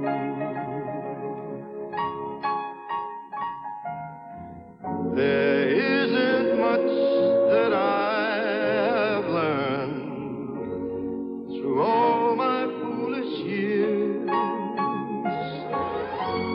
except that life keeps running in cycles. First there's laughter, then those tears. You know, it's almost funny, but things can't get worse than now. So I'll keep on trying to sing, but please, just don't ask me now.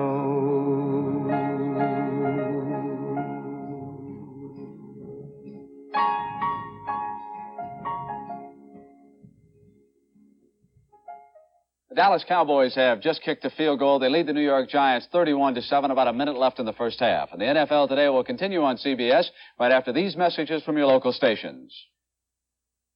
Terror behind bars drives Yvette Mimieux to a desperate act in the movie Jackson County Jail, Wednesday on CBS. They are in the fourth quarter now in Washington. Atlanta trailing the Redskins 10-3. Let's see what happened in that game. Kilmer going to Frank Grant down to the 6-yard line. Falcons held.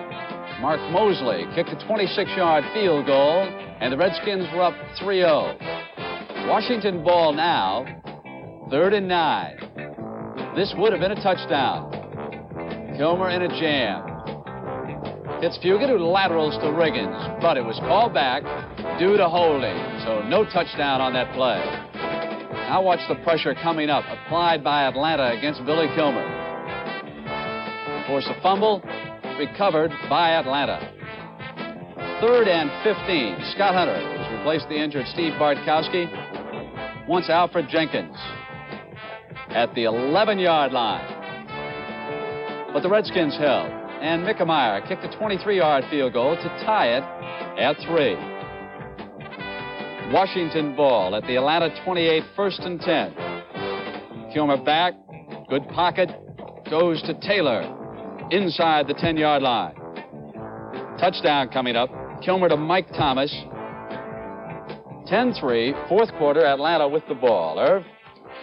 Well, in Pontiac, Michigan, the Detroit Lions are leading the New Orleans Saints by a score of 17-14 in the third quarter, and Greg Landry gets things started right away through the airwaves. Landry here, 2nd and 9 on the Detroit 46, hits Ray Jarvis for a nice 15-yard gain. He goes to the air here once again, this time Landry going to number 86, J.D. Hill, who has great speed on the outside, missed last year because of a knee injury. Detroit scores and leads 7-0. Landry this time again looking for more, but this time he's hit by Bob Pollard. And New Orleans recovers the ball, setting up a scoring opportunity for them on the next series of plays. Chuck Muncy goes back to run an option pass, pulls it down, comes upfield on a nifty 32-yard run, goes in for a score, and ties the score 7-7. It's not over yet, though. Summers, deep in his own territory in his end zone, as a matter of fact, goes back to block, kick a punt here, and it's blocked by Tommy Myers of New Orleans. The Saints recover it and go ahead temporarily 14-7.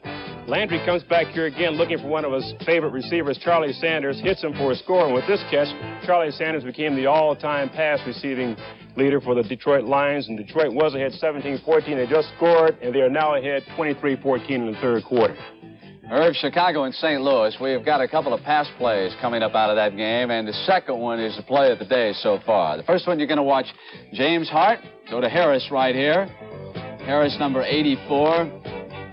God, Jimmy steps up in that protective pocket, and here it is. It's going to be a one-hander, and if you're out of the room, pay attention. J.V. Kane, 88. How he ever makes this catch, I don't know. But that was a dandy, wasn't it? 13-3. And let's go back to St. Louis. Frank Leber and Johnny Morris. Frank? Back once again at Bush Memorial Stadium in St. Louis. We're at halftime, and the Cardinals leading the Bears by a score of 13-3. Frank Lieber along with Johnny Morris. We were checking over some of the first half statistics. And anything jump out at you there, John? Well, I'll tell you, the total yardage jumps out at me. The Cardinals have 232 yards total to 125 for the Bears, almost double. And, of course, that's one of the reasons the score is 13-3 in favor of St. Louis. Jim Hart has to be the story. He's completed 11 of 13 passes in the first half. Bob Avellini completed 6 of 12 with 1 interception. The Cardinals have 12 first downs, the Bears 8, so the Cardinals have dominated the actual statistics and, of course, have the score, too. You know, Bears have been blitzing a lot more than they usually do. You've seen them in preseason, haven't they been blitzing a lot, trying to apply pressure on Hart? Yes, they have. They put on a few blitzes. It really is not one of Jack Party's favorite things to do. He must feel that they need to do it to put some surprise pressure on. And, of course, it backfired on Kane's touchdown. But the Cardinals have the lead right now. Want to cut your fuel bills? Whether your house is new or old, put insulation everywhere. It can save you money. Your attic, you need a 6 to 12-inch blanket of pink Owens Corning fiberglass. Walls, full insulation. Unheated crawl space, insulate below the floor. Live where it's cold, insulate basement walls. See your Owens Corning fiberglass supplier to learn all about insulation. Insulation is cheaper than oil.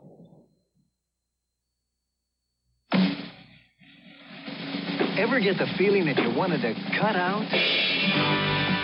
Go home, Mustang. Mustang. Let a Mustang take you away, far away from an ordinary day. Mustang. With staggered shocks and front disc brakes, the 78 Ford Mustang 2 Ghia. Go Mustang. So cut out. Go Mustang. A better idea from Ford.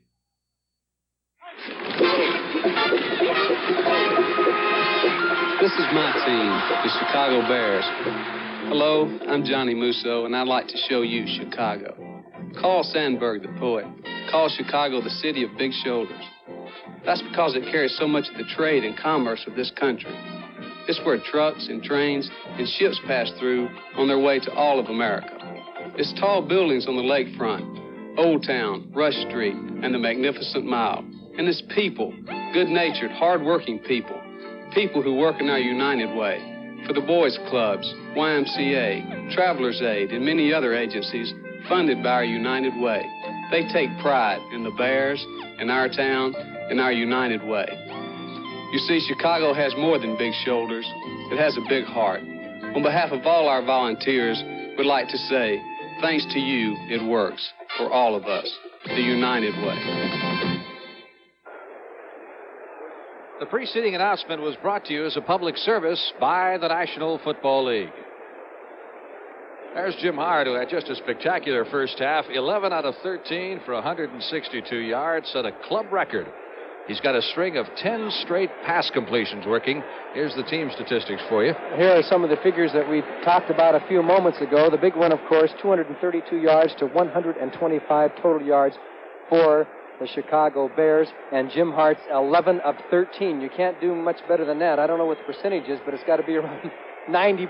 And, of course, the big one was J.V. Kane's spectacular catch in the end zone, one-handed, like Dr. J can do it, and he practices those.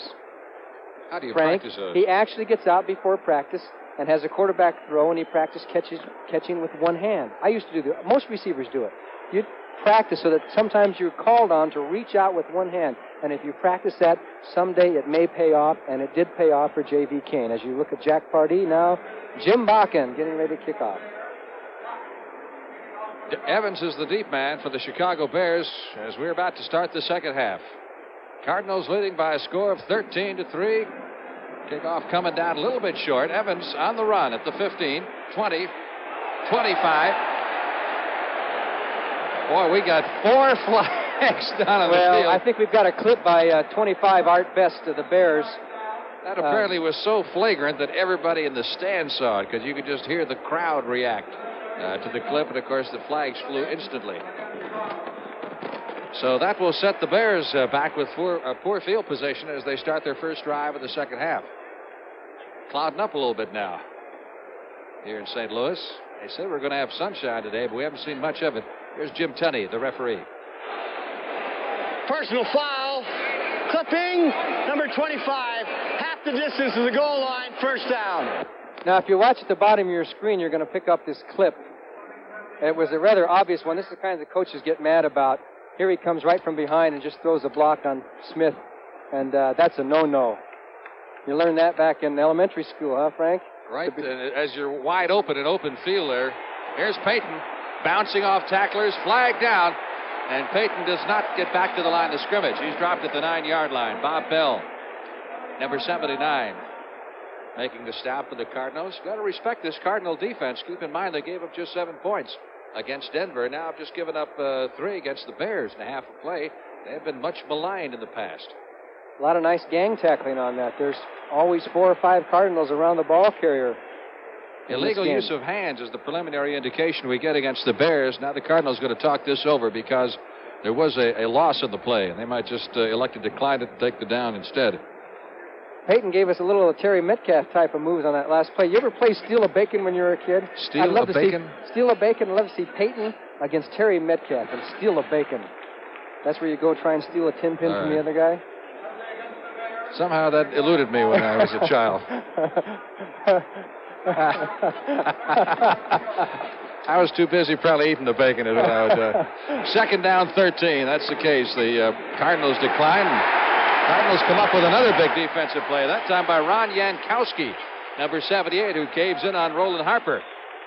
Payton was the leading rusher in the ball game in the first half with 35 yards and 8 carries. Harper had 30 in 7 carries. Third down, 14 for the Chicago Bears. Jim Otis was the leading ball carrier for St. Louis in the first half, 7 for 31 yards. Latin at 20 yards, rushing. Metcalf at 12. Here's Avellini. Let's see if he puts it up in the air. Deep in his own territory. Hold everything. Dennis Lick, number 70. That can be a little embarrassing. Now, what happens to a team here? They get socked with 3 straight penalties, or 3 penalties in 4 plays after they go through a half with just a couple of penalties. Well, you can see the other players talking to Dennis. I mean, the penalties are the big bugaboo in an NFL game or any football game. Last week, the Bears had 2 penalties the entire game. You're going to see Lick at the top of your screen, number 70, goes across, and he just apparently got mixed up on his snap signal. But this week, they've got a lot more penalties than that, and it's only halftime. Third down, let's call it 19 now for the first down. Bears inside their 5. They get a hole out there for Harper, but not nearly enough for the first down as he is stopped at the 13-yard line. So the Bears will be punting from deep in their own territory as Mike Sensabaugh makes the tackle on Harper, and the Cardinal defense gets a fine hand from this capacity crowd of 51,000 at Bush Memorial Stadium. In the first half, Parsons punted twice for an average of 53.5 yards. Standing on the goal line as he awaits the snap, Metcalf is the deep man. High kick, this one a little bit shorter. Metcalf lets it bounce at the 50, rolls to the 46-yard line of the St. Louis Cardinals. So St. Louis will come up in pretty good field position as the Bears give up the football for the first time in the second half. A 40-yard punt by Parsons. 13-10 left to play in the third period. Você me conhece? Eu sou conhecido porque uso a cabeça no campo de futebol, mas também uso a cabeça quando viajo. Eu sempre levo comigo o cartão da American Express. Já usei em mais de 40 países. Ele é conhecido e respeitado em todo o mundo, até nos lugares onde eles falam línguas estranhas, como o inglês. To apply for a card, look for this display wherever the card is welcomed. The American Express card. Don't leave home without it.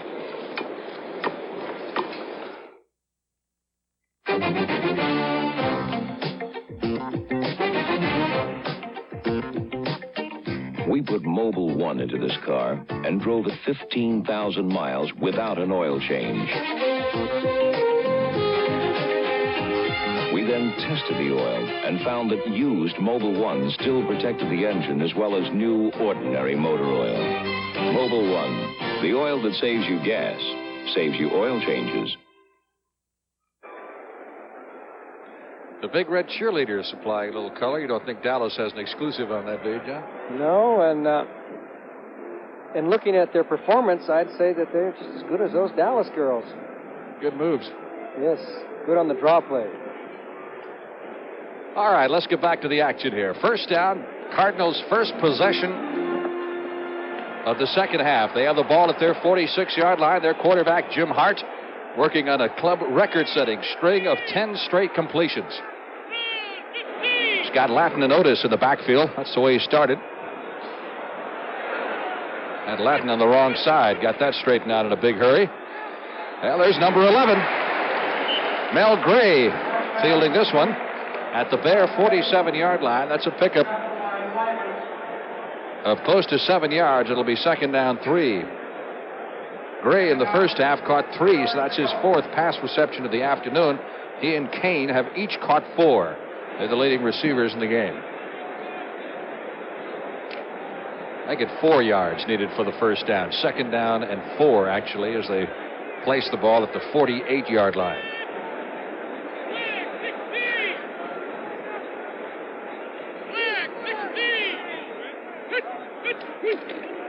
Hart giving to Otis, crashing through to the 44-yard line, and he'll be very close for a first down. Wayman Bryant, number 50, making the stop. There's the statistics on Jim Hart this afternoon. We might just point out that the National Football League record for most consecutive pass completions is held by Burt Jones of the Colts. He completed 17 straight in a game back in 1974. Hart now has 11 straight, and that's a club record. Colts were playing the Jets that day that Mr. Jones had the hot hand. Looks like they're a touch short of the first down. And, you know, Jim Hart's performance is even more amazing. He's been plagued by a bad arm. He's had some sore elbow most of the training camp. It's a wonder quarterbacks don't get sore arms all the time when you think they throw 250 to 300 passes per day. That's a lot more than a baseball pitcher will throw, and they get the rest 3 or 4 days between pitching a game. Third down, less than a yard for the first down. Cardinals at the Bear 44-yard line. Latin and Otis behind Jim Hart. Otis gets the call and I believe has the first down. At the 43, took a pretty good shot, but his thrust got him to the point where he picked up the first. Yeah, it looked like it was going to be bigger yardage, but Clemens, number 43, comes up, and Otis earned every bit that he got on that play. Good hit by Craig Clemens. Otis, former Ohio State fullback, who must be in mourning today after the Buckeyes. Oh, that was an unbelievable football game. What do you think Woody Hayes is doing right now? Oh. Somebody asked him after it was over. He says, that was an exciting game. He says, I'd rather it be a dull game and I win it. First and 10. From the 43-yard line of the Bears, Otis thundering forward down to the 35. Pickup of 7. It'll be second down 3. Gary Fensick making the stop. Otis continues to eat up big yardage. St. Louis is just beating that flex defense. See the Bear defensive lineman a yard off the line of scrimmage, and St. Louis is running right at it right now. And you can see the good blocking there on Osborne by,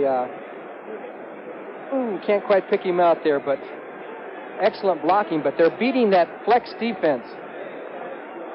Otis now has 43 yards rushing this afternoon, so he has already eclipsed his total of 31 yards against Denver last week. Strictly an off week for him. Jerry Latin trying to get outside. Well, let's try it the other way. Pinned at the 42-yard line. Couldn't get out of the grasp of Don Reeves. Number 57, the Bear middle linebacker. And he is stopped at the 42-yard line. So that will bring up third down, and now the Cardinals are faced with 9 yards needed for the first down. And Metcalf checks back in. It's like Fensick being assisted from the field, limping. And that can be crucial for the Bears because Doug Plank is already out with a bad knee, and Fensick was his replacement. So the Bears are having to improvise on defense. Number 23 in now, Len Walterscheid.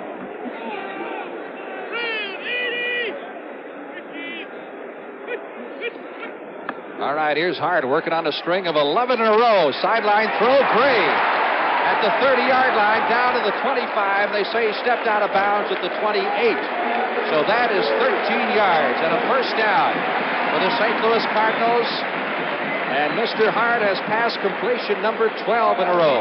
He's being covered by Virgil Livers, who's been coming off a bad knee, just goes down, does an out move, and there's no way that it can be covered. You cannot play a guy like Mel Gray that is as fast as he is. You can't take a chance and stay up tight on him, and you've got to almost give him that 10 or 12-yard pass. As we return to live action, Gray is wide to the right side. Harris in the slot off to the bottom of your screen, inside of Gray. Kane is split to the left. The handoff to Otis. Spins off a tackle at the line of scrimmage. Reaches the 23. That's 5 more. Be second down 5. Good blocking by Bob Young, 64, and 66, Conrad Dobler. They're getting some good blocking in the pits. They've got a reputation for being excellent pass blockers over the past couple of years, but they're showing they can really block on the runs. Bob Young is probably the most underrated guard in the NFL. He's one of those strong men, too, isn't he? I think he is. Lifts weights. That is some line. You know, the whole right side of that line went to the Pro Bowl last year. Second down 5. Cardinals back to their ball control tricks, which they used on the Bears in preseason. Otis has the door slammed shut on him at the line of scrimmage by Roger Stillwell. Number 71. Party likes to alternate just about all of his defensive linemen in and out of there, doesn't he? Yes, he likes all of his. Let's watch 66 Dobler, and you're going to see number 71, Roger Stillwell, get across the line before Dobler can react. He came across very fast with an inside charge, and Otis didn't have a chance. But Loss the Bears of a yard. The Bears use 7 defensive linemen, and they'll alternate him quite a bit, especially with Wally Chambers out. He is their number 1 pass rusher. Third down 6. Cardinals at the 24-yard line of the Chicago Bears. Here comes Fensick with the safety blitz. Quick throw out to Harris, and he's got it. No, he doesn't have it. Wait a minute, one official. Now that's being ruled incomplete, so that busts the string of Jim Hart at 12 straight. As Harris tried to pick that one up off his shoe tops, it would have been good for a first down, but now they'll have to settle for the field goal. Well, it was one of those situations. The Bears put a safety blitz on that time, and Hart was forced to get rid of it in a hurry or eat a little AstroTurf, and he got rid of it, but they couldn't quite hang on. 41-yard try for Bakken, who is 2 out of 2. It's long enough. It's good. Bakken is on the beam this afternoon after missing 4 field goals last week against Denver. He is now 3 in a row, and St. Louis leads it 16-3. The Ford in Your Future is coming October 7th. The new Ford Fairmont. A new wagon designed for today and the years ahead. The Fairmont wagon has excellent mileage ratings, but while it is trim and lean outside, Fairmont has almost 90% of the passenger space of most large wagons, and with its seat down can swallow up all this cargo. Is Fairmont the Ford of your future? Test drive Fairmont October 7th. Find out for yourself. Fairmont, the newest, better idea from the Wagon Master. Time to trade in for TouchTune at your Magnavox dealer now. Trade in your old TV for any new Magnavox TouchTune color television and save big. Just in time for football season. And just for touching any TouchTune television, you'll be handed free the official 1977 NFL record manual. Choose from a wide range of prices and styles during trade-in for TouchTune time. Trade and save at your Magnavox dealer now. Hawkeye hits rock bottom as Radar is wounded in action on MASH. Tuesday at 9, 8 Central and Mountain. Again, a reminder about what's coming up for you next weekend on the CBS Sports Spectacular, the World's Strongest Men Competition. That's going to be a feature that's going to run over 10 broadcasts and feature some of the strongest men in the world. They're going to be doing things like, they're going to feature the barrel lift next week. The Cup, of course, the big horse race from Belmont, and the Super Bowl of motocross from Los Angeles. All on the CBS Sports Spectacular at 4:30 Eastern Time next Saturday afternoon. Here's Bakken ready to kick off. Cardinals on appearances would seem to have things pretty much their way right now. Vince Evans at the 2, up the middle, 10, 15, 20. toppled at the 23-yard line. Now we got our first final of the afternoon, and no surprise in this one, though the Jets did come on, made it a little closer than most people might have thought. Baltimore 20-12, so the Colts are 2-0 in the Eastern Division, the AFC, and the Jets are 0-2, as expected.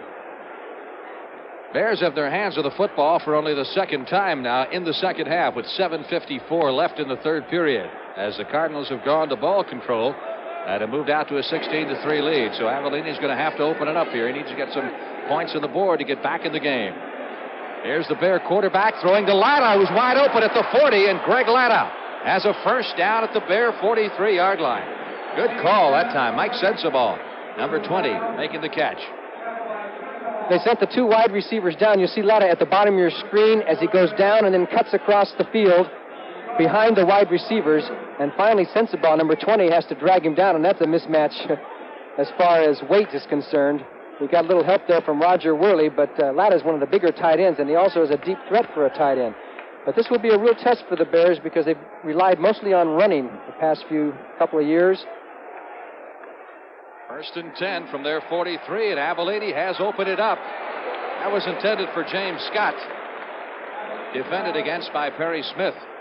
Number 45, Smith, who came to the Cardinals in the offseason in a trade with the Green Bay Packers after Norm Thompson played out his option and moved on to Baltimore. Figures on Avellini now. He's 8 out of 14 for 76 yards. Payton has rushed for 35. Harper has rushed for 29. It is second and 10. Bears at their 43-yard line.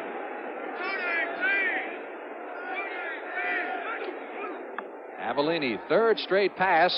This time he had Scott wide open and failed to hit him. Got a pretty good rush that time from the Cardinal front four, particularly Mike Dawson, number 73. James Scott, a lot of raw talent there. Yes, he has a lot of speed. They got 6 touchdown passes for the Bears last year, but that time was rather interesting for Dawson to be slamming Avellini to the ground on a 5-yard pass. Shows you how quickly he got across the line on that precision pass. Third down 10 as the Bears break the huddle at their 43-yard line. Safety blitz working this time. Harper out to the 46, picked up 3, but they needed 10. So it'll be fourth down 7, and again a big hand for the St. Louis Cardinal defense as they leave the field, having done their job well. Pat Tilley will drop back for the Cardinals, anticipating the punt from Parsons. 6.5 minutes left in the third period. Beautiful high punt. Tilley going to let this. No, I thought he could let it hit. Fielded it at the 5-yard line and run out of bounds at about the 15. So the Cardinals will take over first and 10 at about their 15-yard line. But we head back to play in just 1 minute. Where does your money go after you put it in your bank? Well, some of it's right here. Building your neighborhood, construction loans and home mortgages.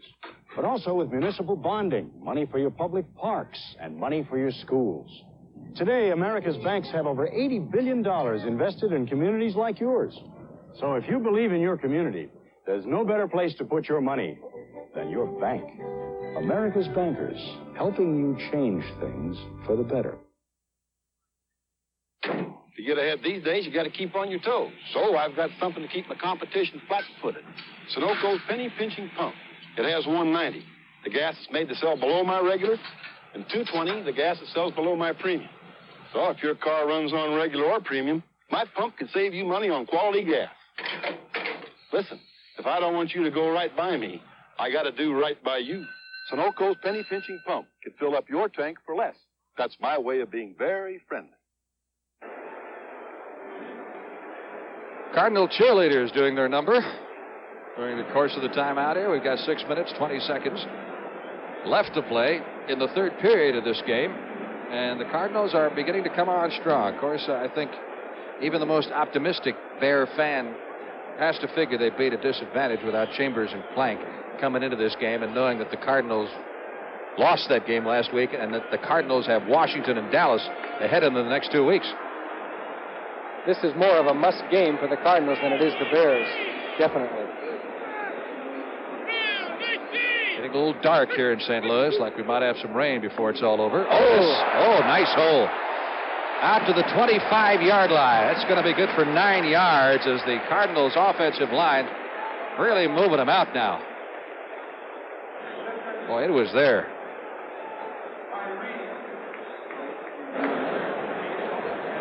There's number 35. They just caved down the left side of the Bear defensive line. Finally, Rideouts gets in on the tackle. But the Cardinals are just moving them out right now. Second down and a yard needed for the first down.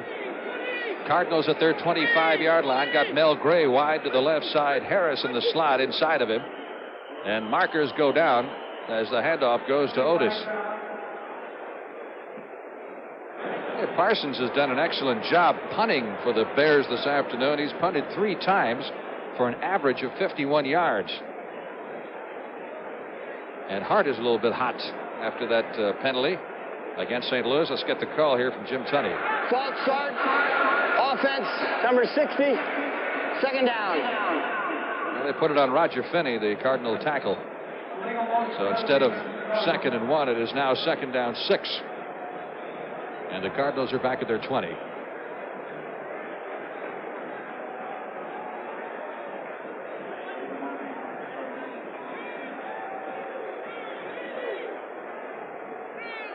Otis and Latin, the setbacks behind Jim Hart. Quick throw out to Ike Harris on the screen.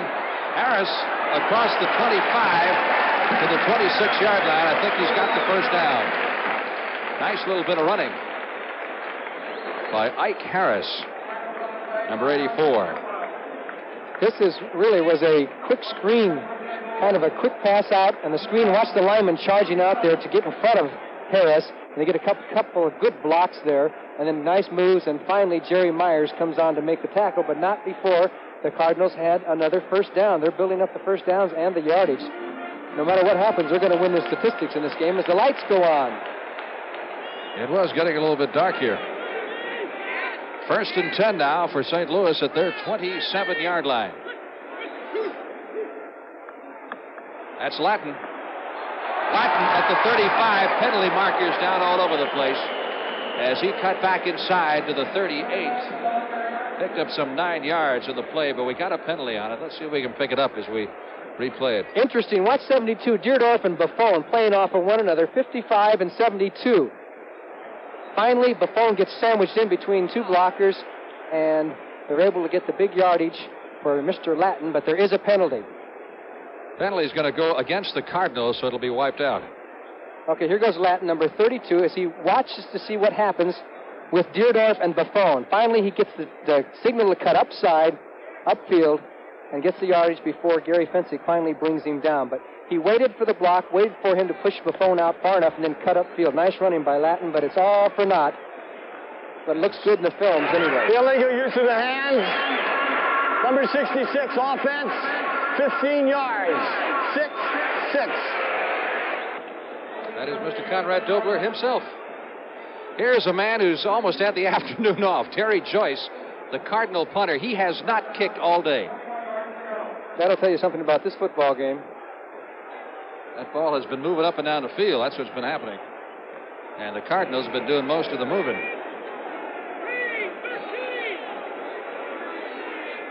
Cardinals are back at their 15-yard line. They have a first down, 21. Hart out to the safety valve. Metcalf, 15, 20, up to the 25. Pickup of 9. That'll leave him 12 for the first down. Roger Stilwell, 71. Craig Clemens making the stop. If there is a rap against Terry Metcalf, is that he has somewhat of a reputation as a fumbler. He's fumbled at least once in each of his last 5 regular season games and 16 times in his last 13 games, and in fact led the NFL with 15 fumbles last season. Second down, 11. Cardinals at their 25, under 4 minutes left in the third period. Big hole for Metcalf, and Metcalf runs it out to the 35. And he is very close for the first down. If anything, maybe a yard or so short. And, they had a natural hole. The Bears were in an odd defense with a man over the center and created really a natural hole. As you watch right up the middle, there it is. They just ran themselves right out of it, and the blockers took the rushers the way they wanted to go, and the hole was right there. Got a fourth period score for you. The Redskins and Atlanta. That's still a tight ball game. Washington 10-6. Third down. Cardinals need a yard for the first down at their 35. Outside. Metcalf. Well, what did we talk about a minute ago? Wayman Bryant falls on the ball at the 41-yard line. Well, you called it. He was hit pretty well. They had the first down. They went outside, and here comes Don Reese, 57, to knock the ball loose. And the Bears alertly recovered and have themselves a chance to get on the board on the St. Louis 41-yard line.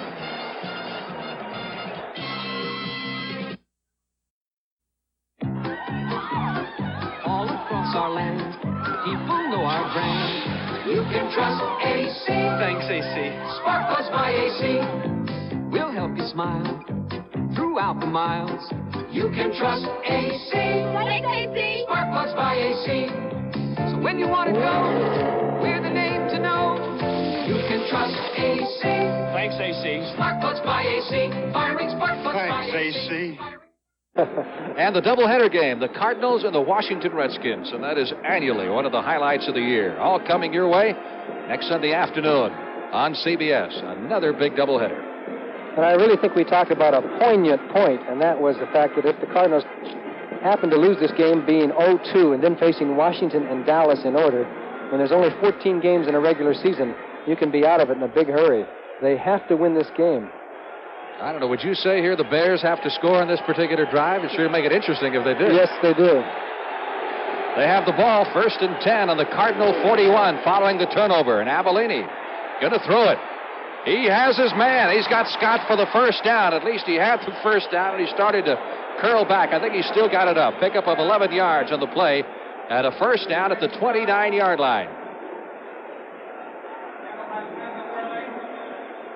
And you're going to see Tim Carney get really upset. Good pass blocking by the Bears. They held the backs in, and Scott makes the grab, and you're going to see Tim Carney come over here, and then there's some contact there. Boom. Payton and Carney. That's a first down for the Bears at the 29-yard line of the St. Louis Cardinals. They trail by a score of 16-3, but a touchdown here, and they are right back in it. We're still in the third period with 2:20 to go. Avellini waits, has Latta at the 10-yard line, and Latta stepped out of bounds, they say, at the 7. Latta went out of bounds at the 7-yard line. No touchdown. Ken Reeves, number 36, on defense. Okay, Harper's out. Payton has to block on the blitz coming up. Nice pass by Avellini. And then you're going to see Ken Reeves is going to make a desperation leap to push him out of bounds here. He does the only thing that he can do at this point, tries to get his foot to hit that line, and it looks like it's on the line right there. Right there, a good call by the official. And Reeves really did the job on that one. He was beat on the play, but he saved the touchdown. First down, goal to go for the Chicago Bears at the Cardinals 7. Harper to the 5-yard line for a pickup of 2. Cardinals fans now exalting that goal line defense. Just over 2 minutes left to play in the third period. It'll be 2nd and goal from the 5. Jankowski and Dawson collaborating on the stop. Next play coming in from John Gilliam from the bench. Here's a tight game for you. Lions and the Saints. That's a fourth period score. All right, 2nd down, goal to go. Cincinnati and Seattle in a track meet. Bengals look like they have control, however. Payton. Which way is he going to go? Uh-oh. Loss on the play back to the 11 or 12-yard line. 6 or 7 yards. And sometimes it happens to a great runner. Actually, Walter had the chance to cut himself up on that play, but his instinct told him no, and it turned out to backfire for him. as you're going to see Walter here, you watch Reeve Sawyer, 69. If he could have cut right there and shot up, but he waited and he waited. He saw a man, and instead of gaining 3, maybe just a couple or 3 yards, he's going to end up with a big loss. But that will happen sometimes to a great runner who can do so much for you. This time, it backfired. What will the Cardinals do now? Will they try a blitz down this close to their goal line because they know that the Bears are going to throw the ball, or will they drop everybody off? From the 12-yard line, 3rd and goal to go. Avellini throws it over the head of everybody.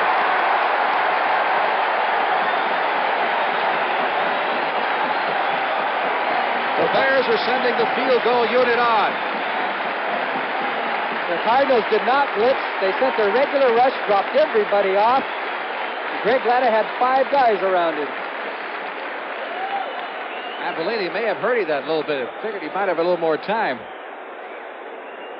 So the field goal unit is on with Bob Thomas, and rather than come up completely dry, Chicago's going to see if it can get 3 out of this turnover.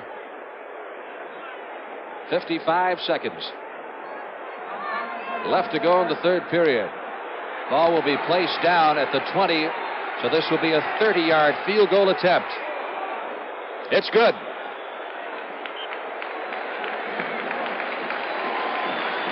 So for the second time this afternoon, Bob Thomas connects on the field goal, and that makes it a 16-6 ball game with less than a minute to go in the 3rd period at Bush Memorial Stadium in St. Louis. Well, I think we've had a field goal missed yet, have we, by anybody? No, I don't think got so. 3 out of 3. Thomas 2 out of 2. Once again, a reminder about that big Sports Spectacular show on CBS coming up next Saturday. The world's strongest men competition. You are not entered. No, neither are you. No, you can say that again.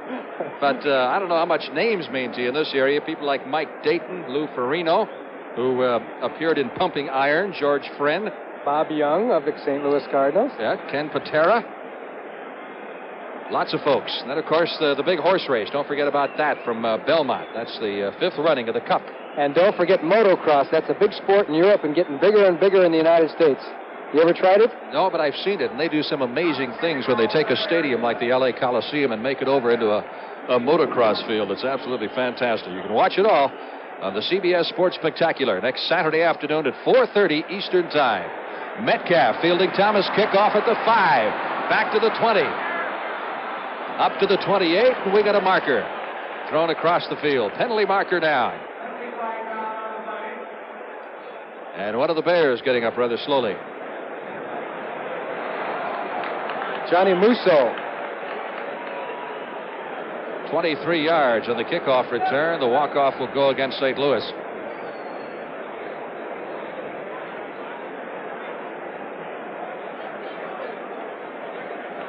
Get the call here from Jim Tunney. Personal foul. Tipping. Number 50. Half the distance to the goal line. First down. Kurt Allerman guilty of the personal foul. This is a final score. Cincinnati and Seattle in a wide-open offensive battle. That was in Cincinnati. Boy, they put 62 points on the board.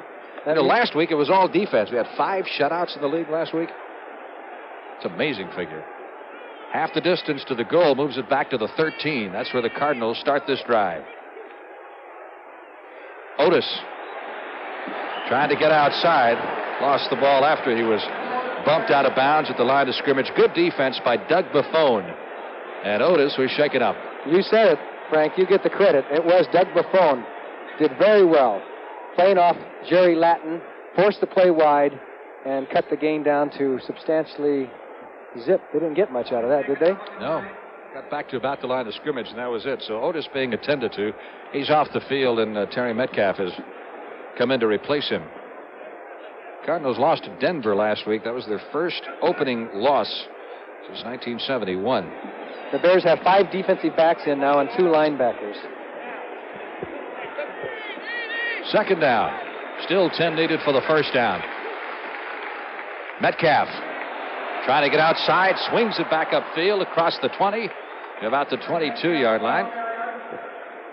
Pickup of 7. It'll be 3rd and 3. Virgil Livers making the stop up from the secondary. I think that 3rd and 3 is one of the most interesting calls in professional football because it's at that point where do you try and run for it? Can you get those 3 yards, or do you risk the pass? Should it be the short pass or go for the... It's just an interesting call, 3rd and 3. Harris to the left side, Mel Gray to the right. Hart, who is 15 out of 18. There's the gun. So that's it as far as the third period is concerned here at Bush Memorial Stadium. That's the end of the third quarter with the score. The St. Louis Cardinals 16 and the Chicago Bears 6.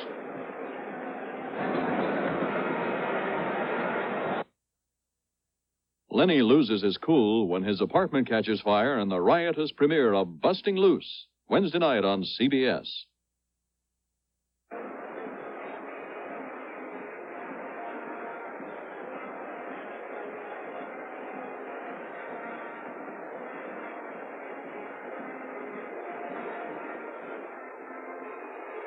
Third and 3. It's the first time he's come in? First time he's come in?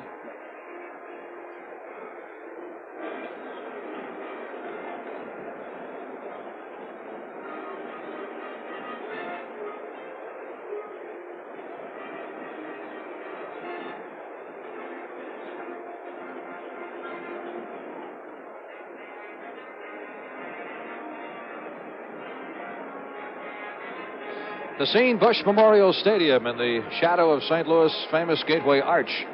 As we're about to head into the final period of play, and when we left you, you might recall, it was 3rd down and 3 yards needed for the first down. What's that smile on your face there, Johnny Morris? No smile. I'm thinking, trying to figure out what call they're going to come up with on this 3rd and 3. Is that what that's what you were thinking about, huh? All right.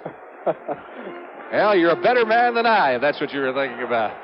3rd down, 3 for the Cardinals at the 21-yard line. St. Louis' own end of the field.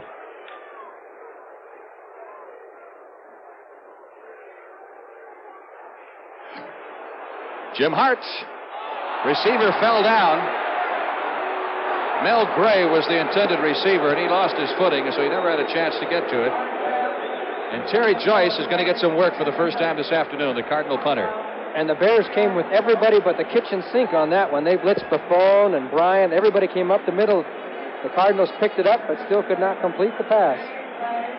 Steve Schubert drops back for the Bears. Keep in mind, he ran one back for 70 at a touchdown against Detroit last week. Bears just got super play out of their specialty teams against the Lions. They haven't done badly this afternoon as well. Terry Joyce, who ranked number 2 in the NFC punting statistics coming into this game. His first punt of the afternoon coming here in the 4th period. Bears have 10 men on the line of scrimmage, but they peel back quickly. High kick and very short. Schubert going to let it bounce at the 50. It takes a Cardinal hop inside the 45 and is down at the 41-yard line of Chicago. So, Joyce kicks it high, but doesn't kick it far. The Bears come up with fairly decent field position as they start this next drive. I drive a Ford pickup because my daddy told me they're built tough. Right, Daddy? Right, and I bought a Ford pickup because my daddy told me they were built tough. Right, Daddy? Yep, and I drive a Ford pickup because my daddy told me they were built tough. Right, Daddy? That's right, yeah. My daddy came to Texas in a covered wagon. I had to learn about Fords on my own. I'm a smart old bird, ain't I? Of all Ford trucks registered over the last 12 years, 93 out of 100 are still on the job.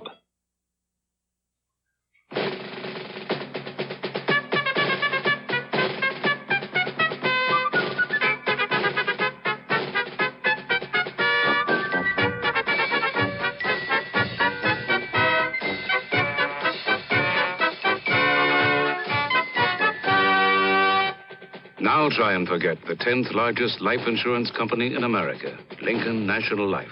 We're easy to remember. Is it a fling or the real thing? Julie falls for an older man on the season premiere of One Day at a Time, Tuesday following MASH. Frank Lieber with Johnny Morris at Bush Memorial Stadium in St. Louis. As we head back to play, the Bears have the football. They have a 1st and 10 at their 41. And they trail the Cardinals 16-6. And a touchdown here, of course, could put them within field goal range of tying this game up. We're just 15 seconds deep into the final quarter. They go to James Scott at the 50, and Scott carries to the 47-yard line. That's good for a first down if everything's in order. Good for 12 yards. A simple, quick turnout by Scott. Perry Smith covering. He's playing off. He doesn't want him behind him.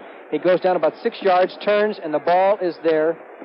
And then he gets a chance to turn his body around before the defender can come up, which gives him a chance to get a few extra yards. The key is if you can catch that ball, get your body turned around, and face the defender, then you got more chance to get extra yardage. Avellini is now 11 out of 19 for 121 yards. Here's Harper breaking for another first down and then some as he carries to the 30-yard line of the St. Louis Cardinals, and Harper is fired up.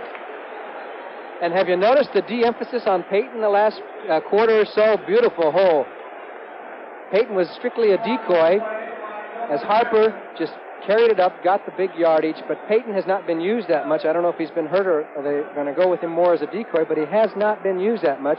We'll see if it's a part of the strategy. Peyton has just 28 yards rushing through the first 3 periods of the game from the 29-yard line of the St. Louis Cardinals. Not much there.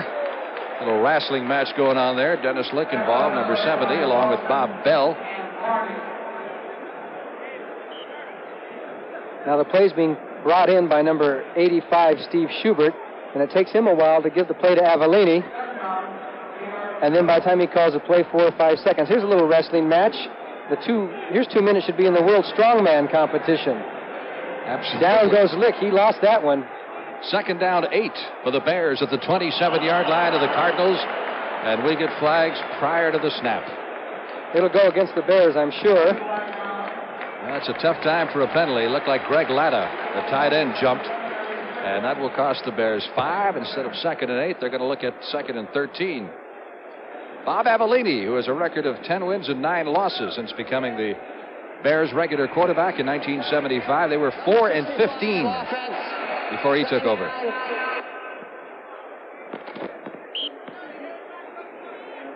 Jim Tunney sounds like he's in an echo chamber sometimes, and he relays those officials' calls. He is down there on that football field with 50,000 fans around you. Second down, 13. Bears at the Cardinal 32. Avellini. Protection is good. It's Harper at the 25-yard line, and then he's shoved back by Steve Niels, number 53, the Cardinal linebacker. Harper has had a very, very active afternoon. He runs well, obviously, particularly for a 17th round draft choice, which he was from Louisiana Tech back in 1975. He runs well for a first or second round draft choice. Third down, 7. Bears at the Cardinal 25. Another big play facing the Cardinal defense. They don't pick up the first down, or they're looking at a 40-yard plus field goal attempt by Thomas. They got Scott one-on-one over here. They've got it, rather, at the 15-yard line. First down, Bears. Roger Worley making the stop. He's one of the best in the league, but Rather went up and cradled that thing. He wanted to make sure he wasn't about to drop it, so it's a first down at the 15-yard line for the Chicago Bears. The Bears have a situation with 3 wide receivers going downfield. As you see, the pass blocking delayed safety blitz, but the Bears get the ball off, and that meant man for man by everybody down there, and Worley had to cover Rather man for man, and they have 3 wide receivers downfield. But it was a very much of a delayed safety blitz by the Cardinals that didn't get there in time. They've got Scott in there. They've now got Schubert in there to wide receiver. Here's Peyton, tripped up behind the line. Submarining through was Ron Jankowski, number 78. To trip the Bear running star for a loss. Let's take a look at Walter. First time with his hands on the ball for quite a while, and Jankowski gets across the line and makes the play. Ron Jankowski, a man who's done a good job for the Cardinals, played one defensive end, then switched to another, and has been kind of moved around. But when he gets in there, he does the job. Loss of 3. It'll be second down, 13. Bears are at the 18-yard line of the St. Louis Cardinals, driving for the touchdown that could put them within field goal range. Avellini. Peyton going high to bring that one down. Tackled near the 10-yard line. He needs to reach the 5 to get to the first down, so it'll be third down and 5 needed for the first. Had to reach a little bit for that one, John. Yes, he made a nice grab. The wide receivers went downfield to clear the zone, and actually if the pass hadn't been high, he might have had a little more chance to run with the ball, but he's had to gain control of himself and was finally knocked down. So here's a critical play, 3rd and 5. All right, Avellini's got Scott to the left side. He's got number 85, Steve Schubert, split to the right. Sideline throw to Latta. He's got the first down. He's got the touchdown.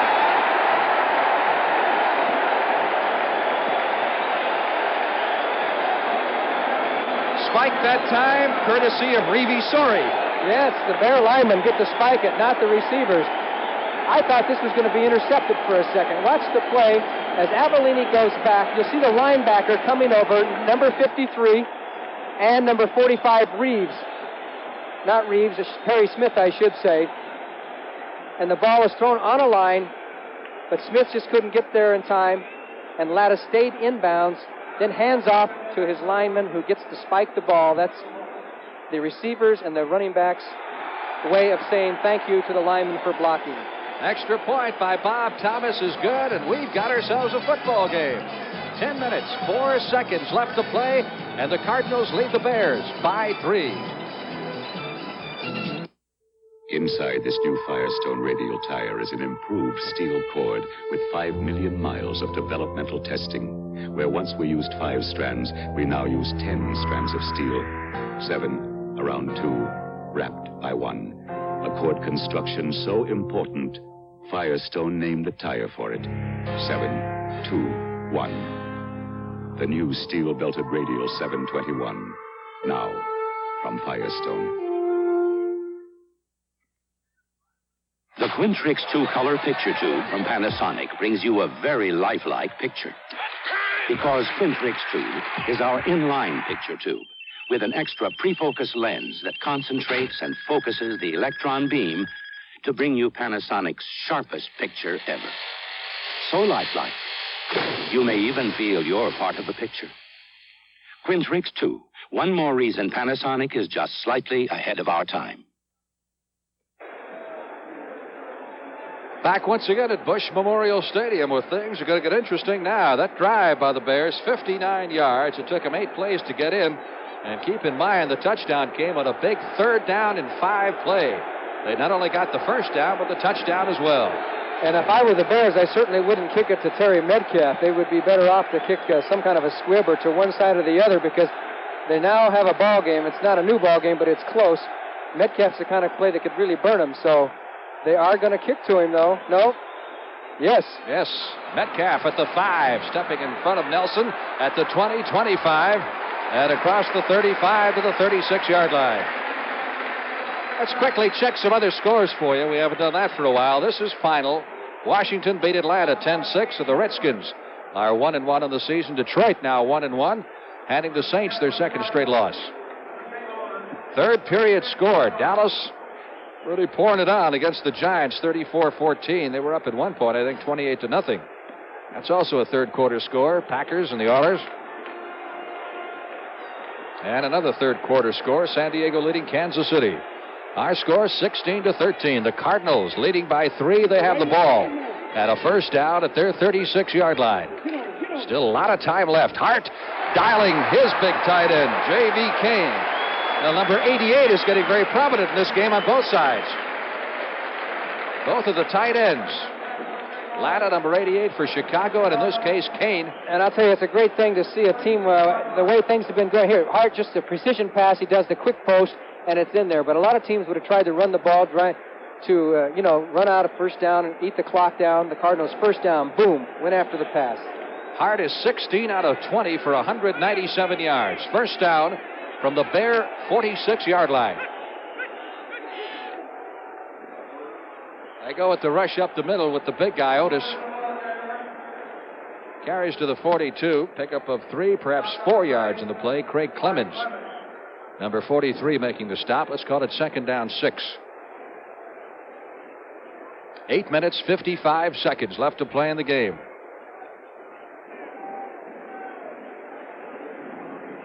Cardinals have never trailed, though the Bears did tie them at 3-all. Harris splitting out wide to the left at the bottom of your screen. Latin trying to cut back inside. He does successfully and navigates to the 37-yard line. That'll be very close for another first down as Gary Fensick makes the stop. Well, we got a lot of good running backs in the field today. They ran away from all the traffic there in the middle, and watch, hope we can see Dierdorf's block, but Latin cuts back behind it. You see Dierdorf, 72, through his block, kicked his man out, and Latin cut back across the grain. Finally, Fensick brings him down. Dierdorf is number 72, the right tackle, as he pulls. There's his block on Buffon. Stays with him, pushes him, and gets his block, allowing Latin to cut back. Third down, less than a yard for the Cardinals at the 37-yard line of the Bears. They give it to Otis, and Otis crunches through.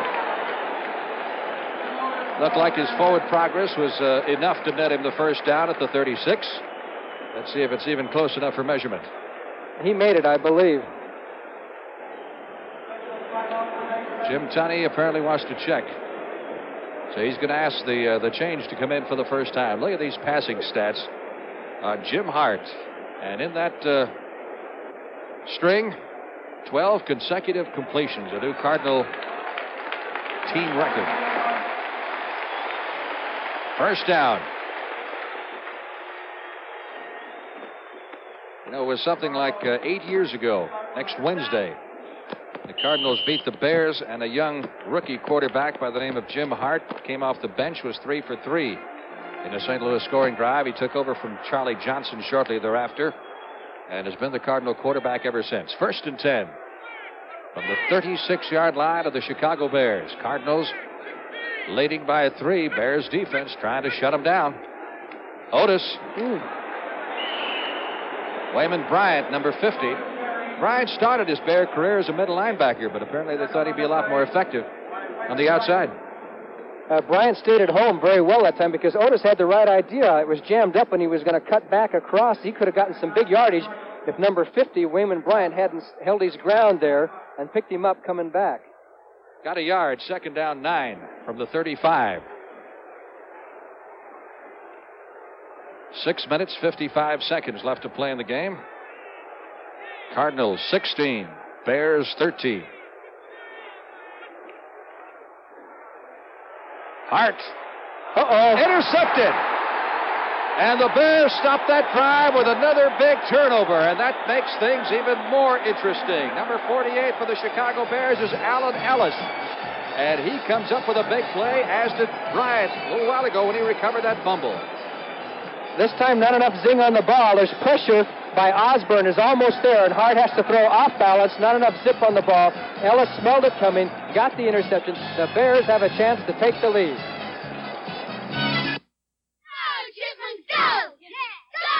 Cold night, Bob. Did you put in the Prestone antifreeze? Prestone.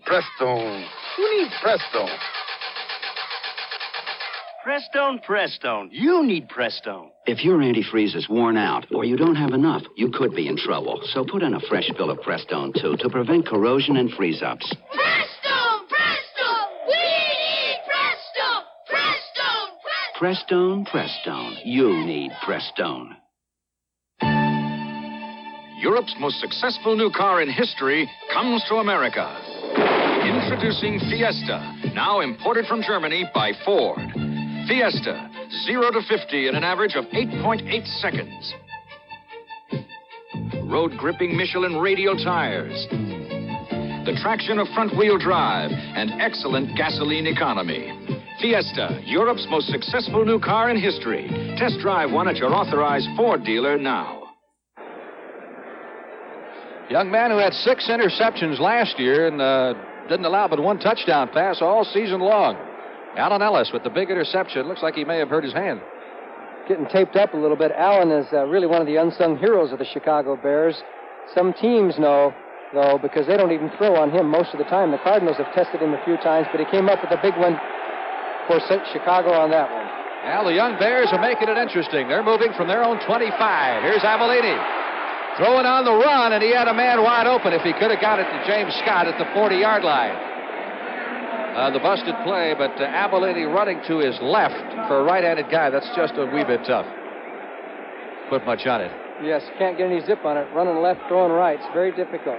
Unless you can stop and set yourself, and he didn't have time to do that. Play coming in from Schubert. 15 out of 24 for 155 yards. Well, the Giants are coming on a little bit. Going to make it interesting for the Cowboys, looks like. That's a third period score, so they've still got a lot of time left in that game. Here's Payton. At the 30. Look at him fight for yardage. He will be close for a first down at the 35-yard line, and one of the Cardinal defenders is shaken up in the play, Tim Carney. On an individual drive on this play. Yes, Tim Carney had a shot at him and could have stopped him, but Payton shook that one off. Watch 56 at the top of your screen. He comes through right there, makes the hit on Payton. Payton just gives him that little leg dip, gets out of it, and gets the extra yards right here as he squeezes away. Does a great job, gets away from Charlie Davis. Finally, Sensabaugh drags him and he's stopped, but it took a host of Cardinals. And what a difference it made because he got the first down. Most backs would have been down way before that. 1st and 10 after the 10-yard pickup. Harper. Or was he hit or was he hit? That was Carney again, number 56. And Tim Carney is very upset, number 56. He's yelling to the sideline saying we've got to make some adjustments here or something. Marv Kellum came into the ball game for St. Louis. Noah Jackson, number 30 or 65, offensive lineman of the Bears, limping back into the huddle. Pickup of a yard, 2nd down, 9. They've held Payton in check pretty well. Of course, he's been a marked man, as he will be all season long after the number he did on the Lions. Schubert wide to the right side. Scott is flanked to the left. Bears 2nd and 9 from their 36. They trail by 3. Just floats it out for Payton and tipped away by Carney at the last minute. And Payton just flails the air kicking because he felt that had touchdown written all over it. Had it been 6 inches higher. A regular 4-man rush. The Bears hold him out. Avellini throws the ball very well. It was just a great play by Carney. One-handed. He deflects it. Payton thought it was in his hands. He said it was there. There it is. Just like J.V. Kane got one hand up, but he batted it away. It could have made the difference in this ball game. Now it's 3rd and 9. The Bears have got to get this first down. 4 minutes, 59 seconds left to play. As the sun breaks through the clouds once again at Busch Stadium. 3rd down, 9. Last time the Bears had a 3rd and 5, and they came up with a touchdown pass. All right, Avellini goes to Latta, the tight end, and Latta is blocked by Ken Reeves behind the line of scrimmage at the 30-yard line. Reeves, number 36, wily, veteran defender of the St. Louis Cardinals, and the Bears will be punting. Well, that was a screen with the tight end on 3rd and 9. You got the guy catching the pass behind the line of scrimmage. Sometimes it's tough to get 9 yards out of that kind of a play. Parsons to do the punting. He has averaged better than 50 yards a kick. And the deep man, Pat Tilley, number 83. Again, the Cardinals playing return all the way. Nice high kick and the fair catch. Signal for and pulled down by Tilley at the 33-yard line of the St. Louis Cardinals. So the Cards will put it in play from there with 4 minutes and 9 seconds left to play in the game. We have assembled here a most congenial group brought together by the love for a truly great beer. Right, group? Right. It's light beer from Miller. Right, group? Right. They think the best thing about it is it's less filling. It has a 1/3 less calories than their regular beer. Right, group? Right. Wrong. The best thing about it, it tastes great. No, Horny, it's less filling. Says who? Says me. Hey, take it from me. It tastes great. Who are you? You won't think this fight is no joke when you come to and your nose is broke. No wonder you don't get no respect. I tell you, I don't deserve no respect. You still don't know nothing about beer. I thought I threw you out of the sport last year. I feel very strongly both ways. I never argue. Hi, Mickey. Hi, doll. What's a nice guy like you doing in a fight like this? Waiting for you, doll.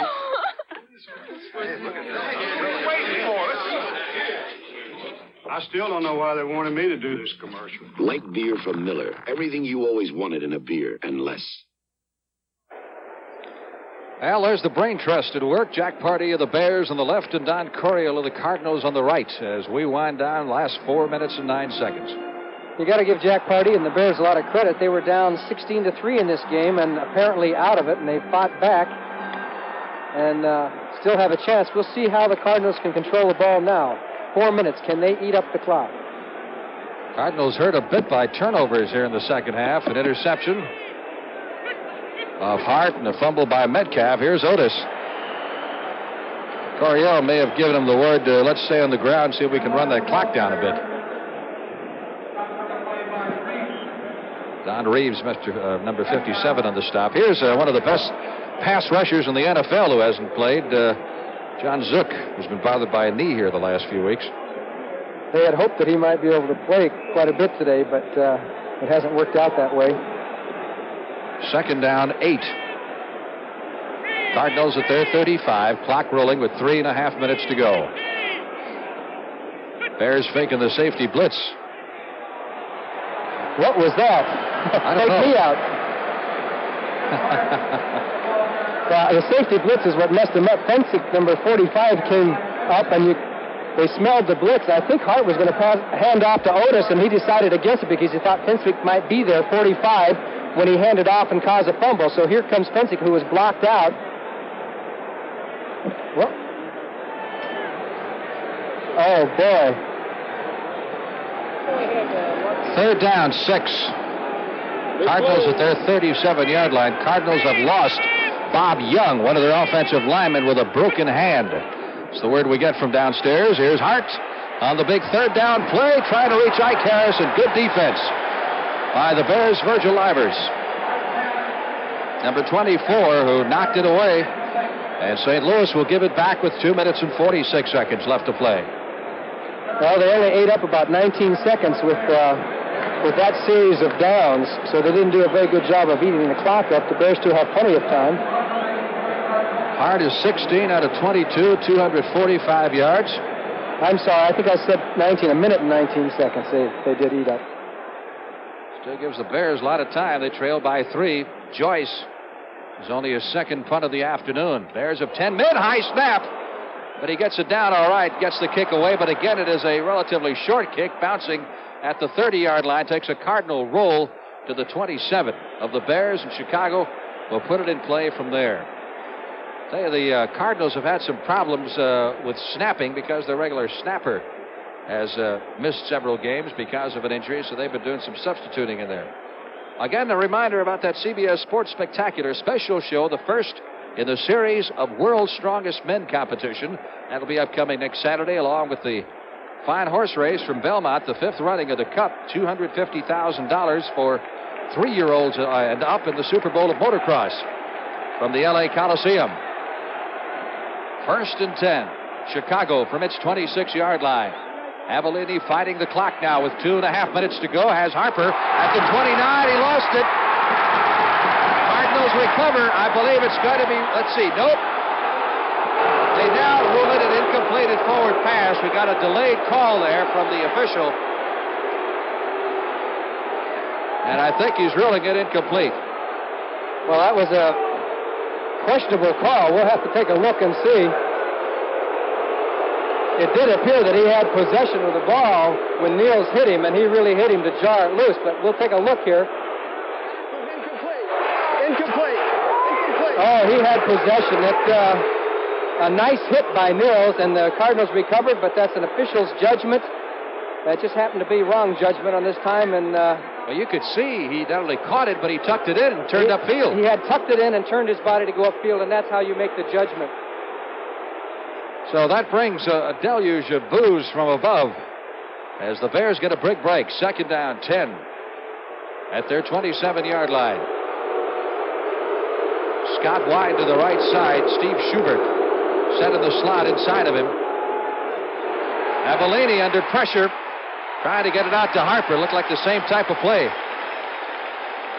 All right, you want to make up your mind on that drop pass? Take a look at it again, see what you think. Good blocking. Watch 34. Payton doesn't have to block anybody because nobody got through. Now here's Harper. He grabs it, will tuck it in, and turn his body for the hit. And then the ball is jarred loose. I don't think there's any question. It's just that we're seeing it in slow motion, and sometimes it is difficult. Boom, boom. The official has to make the judgment right then when it happened. But the Bears still have the ball, and that's what counts right now. Third down, 10. They've got their backs to the wall at their 27-yard line with 2 minutes and 23 seconds left to play in the game. Payton and Harper, the setbacks. Avellini under pressure. Fires over the middle, intended for Scott, and he couldn't reach him. So the Cardinal defense rises to the occasion. Jeff Severson covering, and the standing ovation now for the Cardinal defenders as they leave the field, as the Bears will be forced to punt. Or they give it up here, they may never see it again. 2 minutes and 18 seconds to go. I think they still have all their timeouts. Well, the Cardinals going to call one here.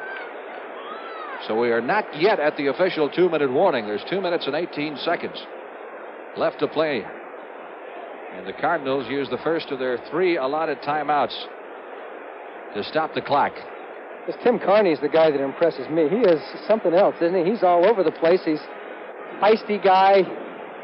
Keeps the defense, keeps the daubers up, I guess. And he's been around. You know, he came up with Dallas originally, as memory serves me correctly, a medium round draft choice. He was cut before the season started. Then Kansas City picked him up, and I think they let him go to Tampa in the veterans draft. And then Tampa, you know, as much trouble as they have, he couldn't do the job enough to satisfy John McKay, so they let him move on. And now here he is in St. Louis, and he has been all over the lot. Well, there's a little pressure on Pat Tilley back there to field his punt.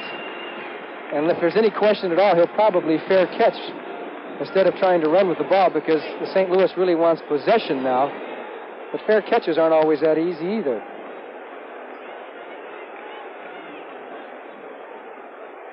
Well, they're going to fake it and throw it.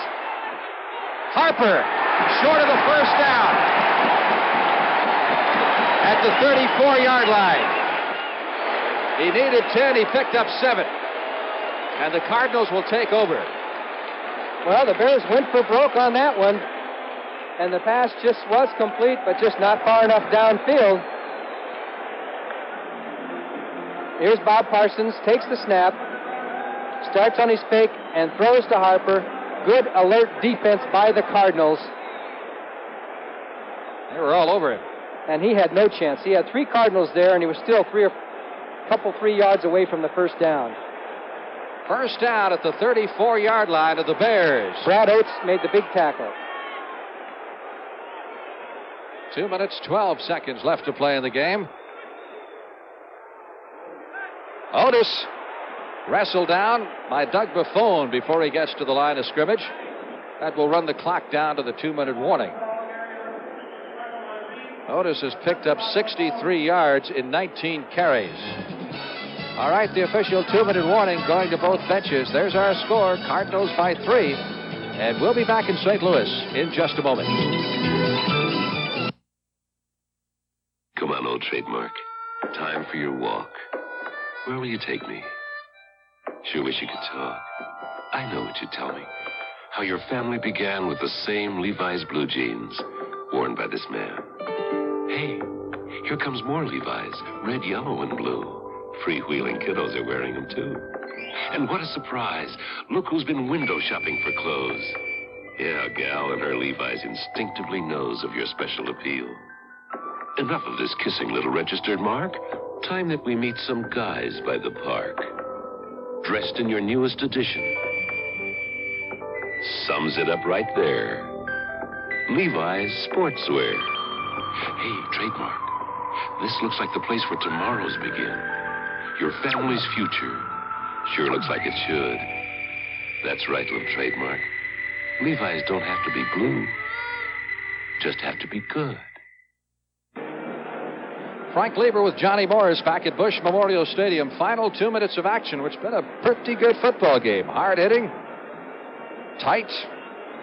Cardinals for a while looked like they had assumed control, but the Bears wouldn't let them get away, and they've hung in there tough. When we head back to play, the Cardinals will own it. Second down at 11 from the Bear 35-yard line after the Bears failed on that fake punt try. And the Cardinals will try to run that clock down some more. By the way, O.J. Simpson, we had word. O.J.'s wife had a baby girl last night. Our producer today, Bob Rowe, and our director, Jim Silman, and some of the other folks who have helped bring this telecast to you this afternoon from Busch Stadium in St. Louis.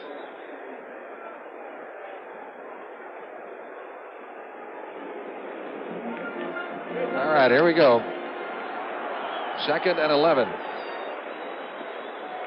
Cardinals trying to run it down here from the Bear 35-yard line. Safety blitz working again. Latin on the carry, breaks through the first wave of tacklers and reaches the 32 for a pickup of 4. And let's see if the Bears call time here to stop the clock. Mike Hartenstein coming up to make the stop. Latin is rather elusive. I mean, he gets by that first wave. You don't think he's going to get by the line of scrimmage, and all of a sudden he squirts through like right there and turns what looked like no gain into a 5 or 6 yard play. It'll be 3rd down 7 when we get back to play with the ball now at the 31-yard line. Let's take a look at some of these statistics for you. Hart, 16 out of 22 for 215 yards. 1 touchdown and 1 interception. In the reception department, Mel Gray has caught 5 for 95. Kane has caught 5 for 55, including as spectacular a touchdown grab as you will see all year. Gray, by catching at least 1 pass this afternoon, keeps his string alive. He has now caught passes in 52 consecutive games. Jack Pardee trying to figure out how his Bears can get that football back.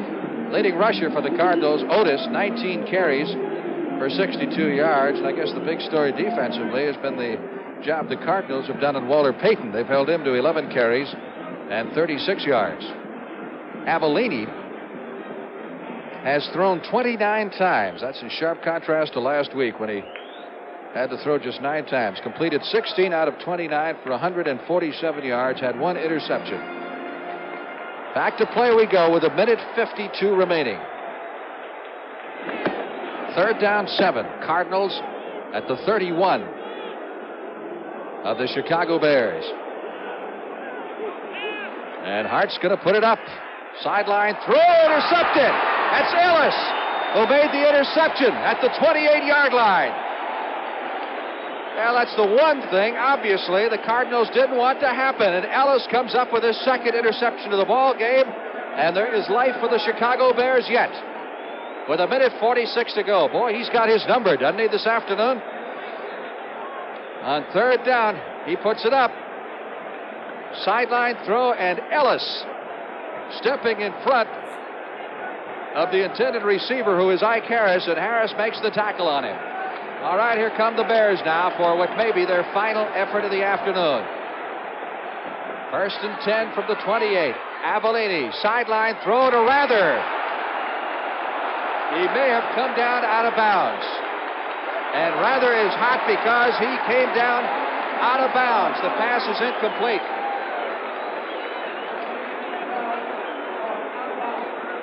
Noah Jackson can't believe it, number 65. That'll set up 2nd and 10. That's the timeout situation. The Bears have a couple left. Ball is at the Chicago 27. They need 3 to tie to send it into sudden death or a touchdown to win. Scott wide to the right side. He's got Schubert split to the left. Avellini looking long, going down for Greg Latta. Overthrown and intercepted by Worley. Roger Worley is back on the 15-yard line. And the Cardinals get it back.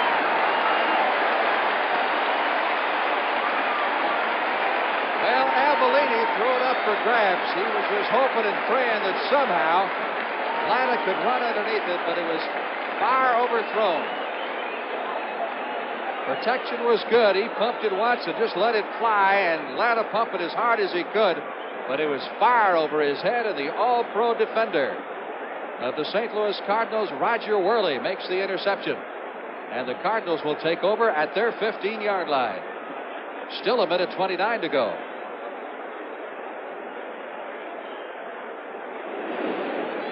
Each team with 2 timeouts left. I guarantee you one thing, Hart is not going to throw it in the direction of Allen Ellis. I doubt seriously if he's going to throw it at all. Otis got a yard to the 16. It'll be 2nd and 9. Bears call time, so that leaves them with 1. Otis was held to 34 yards last week in Denver, but he's got 63 rushing here unofficially this afternoon.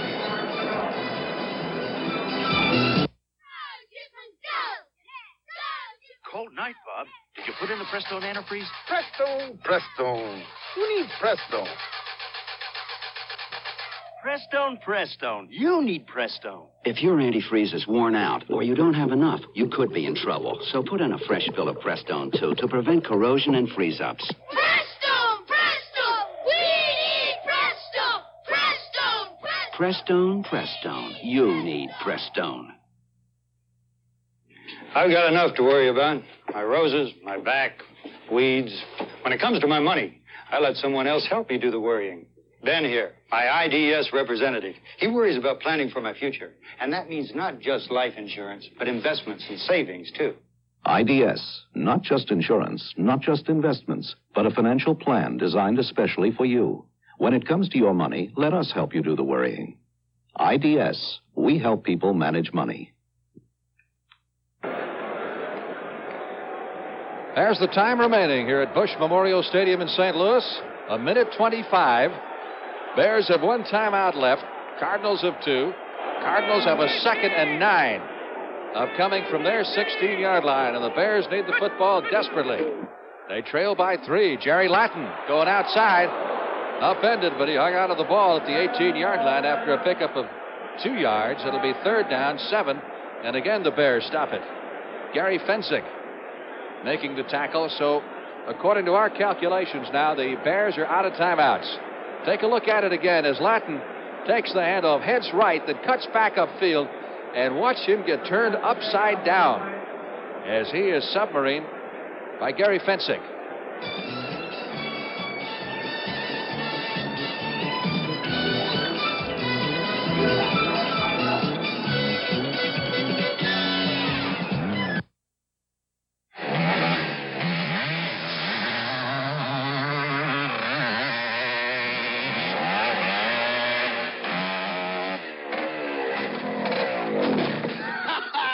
Keep on doing that till I get it right. Yeah, I work hard and I play hard, and I use new STP gas treatment. You just pump it in your tank and it goes to work cleaning your carburetor. I take good care of my wheels on account of I'm cheap. I bet you are, too. Try it. Final 1 minute and 16 seconds here in St. Louis. Cardinals go on to win this, of course, and will even their season record at 1 win and 1 loss. And no one is leaving. Quite obviously, this has been a tight one. Cardinals led at halftime 13-3 and moved it up to 16-3 in the 3rd period. But then the Bears came back with a field goal and the touchdown and the pass from Abilene to Latta. And that's where we are right now. 16-13. Cardinals by 3 points. Bears lose it, of course. There'll be a logjam atop of the standings after the 2nd week in the NFC Central. Minnesota will be at 1-1. Detroit will be at 1-1. If the Packers, well, it depends on what the Packers do. If they lose, they'll be 1-1. Here's Hart. Boy, I tell you, 3rd down, 7. You wonder why he put it up in the air anyway. Ike Harris was the intended receiver. Of course, Hart's got a lot of confidence in that ability, but the crowd collectively held their breath since he has been intercepted twice here in the last quarter. But you'll notice he went to the other side. He stayed away from Allen Ellis. Now, Joyce comes on to do the punting, and he has not had a good afternoon. Terry Joyce has had just 2 punts, both in the 2nd half, and has averaged 37.5 yards per kick. So a short kick here, and there'll still be time for the Bears to get into at least field goal range and possibly send it into sudden death. Steve Schubert is deep. 10 men on the line of scrimmage. Let's see if they rush. Kick is short, bounces at the 45. Schubert fields it at the Bear 45, but he is down immediately. Schubert might have hesitated just a second on the short kick. Had he run up on it, he probably could have fielded it 7 or 8 yards further downfield, but he wanted to be safe and be sure. Pretty good field position for the Bears, certainly. They got 1:05, but keep in mind, they don't have any timeouts left. So they have a first down at their 46-yard line. They need to get into field goal range to send it into sudden death. So the pressure again on the Bear defense. Avellini back to throw it. Big rush. Tries to get the screen out. It's tipped up. Almost intercepted. Bob Bell, number 79, almost did it all by himself. He tipped it, and then he almost intercepted it. Big rush by Mike Dawson forced Avellini to perhaps dump it faster than he wanted to. 2nd and 10. 58 seconds left, trying to set up the screen. Dawson in there quickly with the hands up. They tried to get it out to Walter Payton, and Payton struggling over there with Bell for the football. The ball falls harmlessly. On 2nd and 10, we get a marker down. Pass is completed to Harper, but I believe Schubert, the wide receiver, came off the line of scrimmage before the snap. So the penalty, I think, will go against Chicago. Let's see if that was the case. Illegal motion against the Bears, yes. Final score, the Chargers beat Kansas City 23-7. Bears with no timeouts left, and they'll be penalized 5 yards. As Schubert took off just a split second before the snap. Illegal motion. 85. Second down. 85 is Steve Schubert, the flanker. Jack Pardee. 2nd down. Bears need 15 for the first down. They're back at their 41. 52 seconds left to play, and Chicago with no timeouts. Standard 4-man rush over the middle, intended for James Scott at the 50-yard line, overthrown. Once again, a good rush by Mike Dawson, the second-year man, who is the Cardinals' #1 draft choice. Take a look at James Scott, the Bear wide receiver, on that last play. He makes his cut to the inside. The pass is high. He goes up as high as he can, but the pass is simply overthrown. John Zook has come into the ball game now for the Cardinals, making his first appearance. As we said, he's their best pass rusher, but he's been troubled by a knee injury. 3rd down, 15 yards for the first down. 47 seconds left. Avellini needs to pick up that first down. He's got Scott at the 40, 35, and down to the 33. But there are no timeouts left, and the Bears signaling for their teammates to get down there. You see the clock moving along. Here's his pattern. He broke wide open as he got away from Severson. Now the Bears up to the line of scrimmage. First down from the 34-yard line. Avellini throws it out of bounds to stop the clock with 19 seconds to go. Well, let's do a little figuring here. The line of scrimmage is the 33. If they have to settle for a field goal from here, it would be just about a 50-yard shot. And that obviously is not Thomas' best distance. In fact, he was just 5 out of 16, 31% on field goals on 40 yards or better last season. So the Bears really needed to get about 10 yards or so closer to give him a respectable shot at a field goal, which could send it into sudden death. 2nd down, 10. Bears at the Cardinal 34. Chicago with no timeouts left. They have to go at the sideline. Payton at the 30. He's got to get out of bounds. He's at the 29. I doubt if they'll get another playoff because he didn't get out of bounds. You see the clock ticking away. Now the officials calling timeout with 5 seconds to go, saying that the Cardinals were slow in lining up. Now they wind the clock down. They'll get a shot at one more play if they get it off quickly. Avellini throws it out of bounds. There is no time left. That's it. The game is over. And the St. Louis Cardinals have beaten the Chicago Bears 16-13, but not before getting the scare of their life as the Bears just didn't give up, kept coming back, and it looked like they might have a shot at tying it. So that's it. From St. Louis, this is Frank Lieber, along with Johnny Morris, saying so long from St. Louis. Our final score, the Cardinals 16 and the Bears 13. Now let's go to Brent Musburger at CBS Sports Control in New York.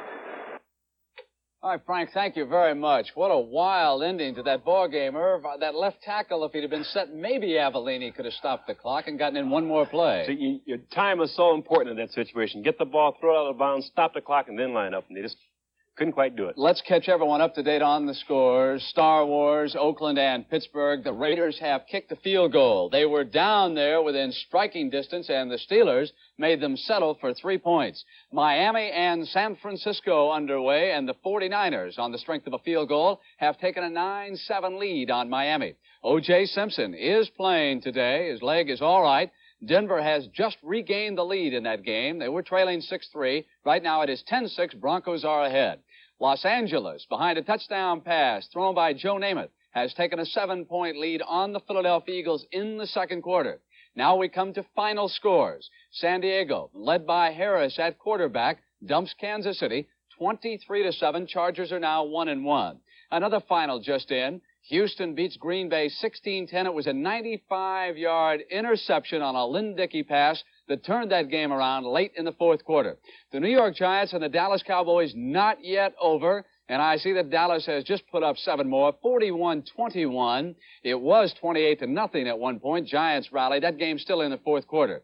And, of course, that wild contest you just saw concluded in St. Louis, 16-13, the Cardinals down the Bears. What a fine football game that was. Cincinnati 42, Seattle 20. So the Bengals rack up 42 points after losing last week to the Cleveland Browns.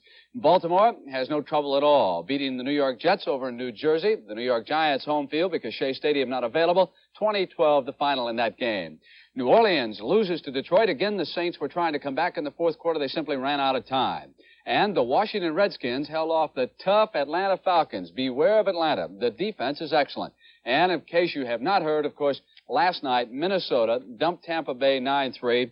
So in the NFC Central, Chicago, Green Bay, Detroit, and Minnesota now all tied with one loss record, 1 victory, and 1 defeat. Chicago next week, they will host New Orleans. Meanwhile, St. Louis will play Washington. And the NFL Today will continue on CBS in just a moment.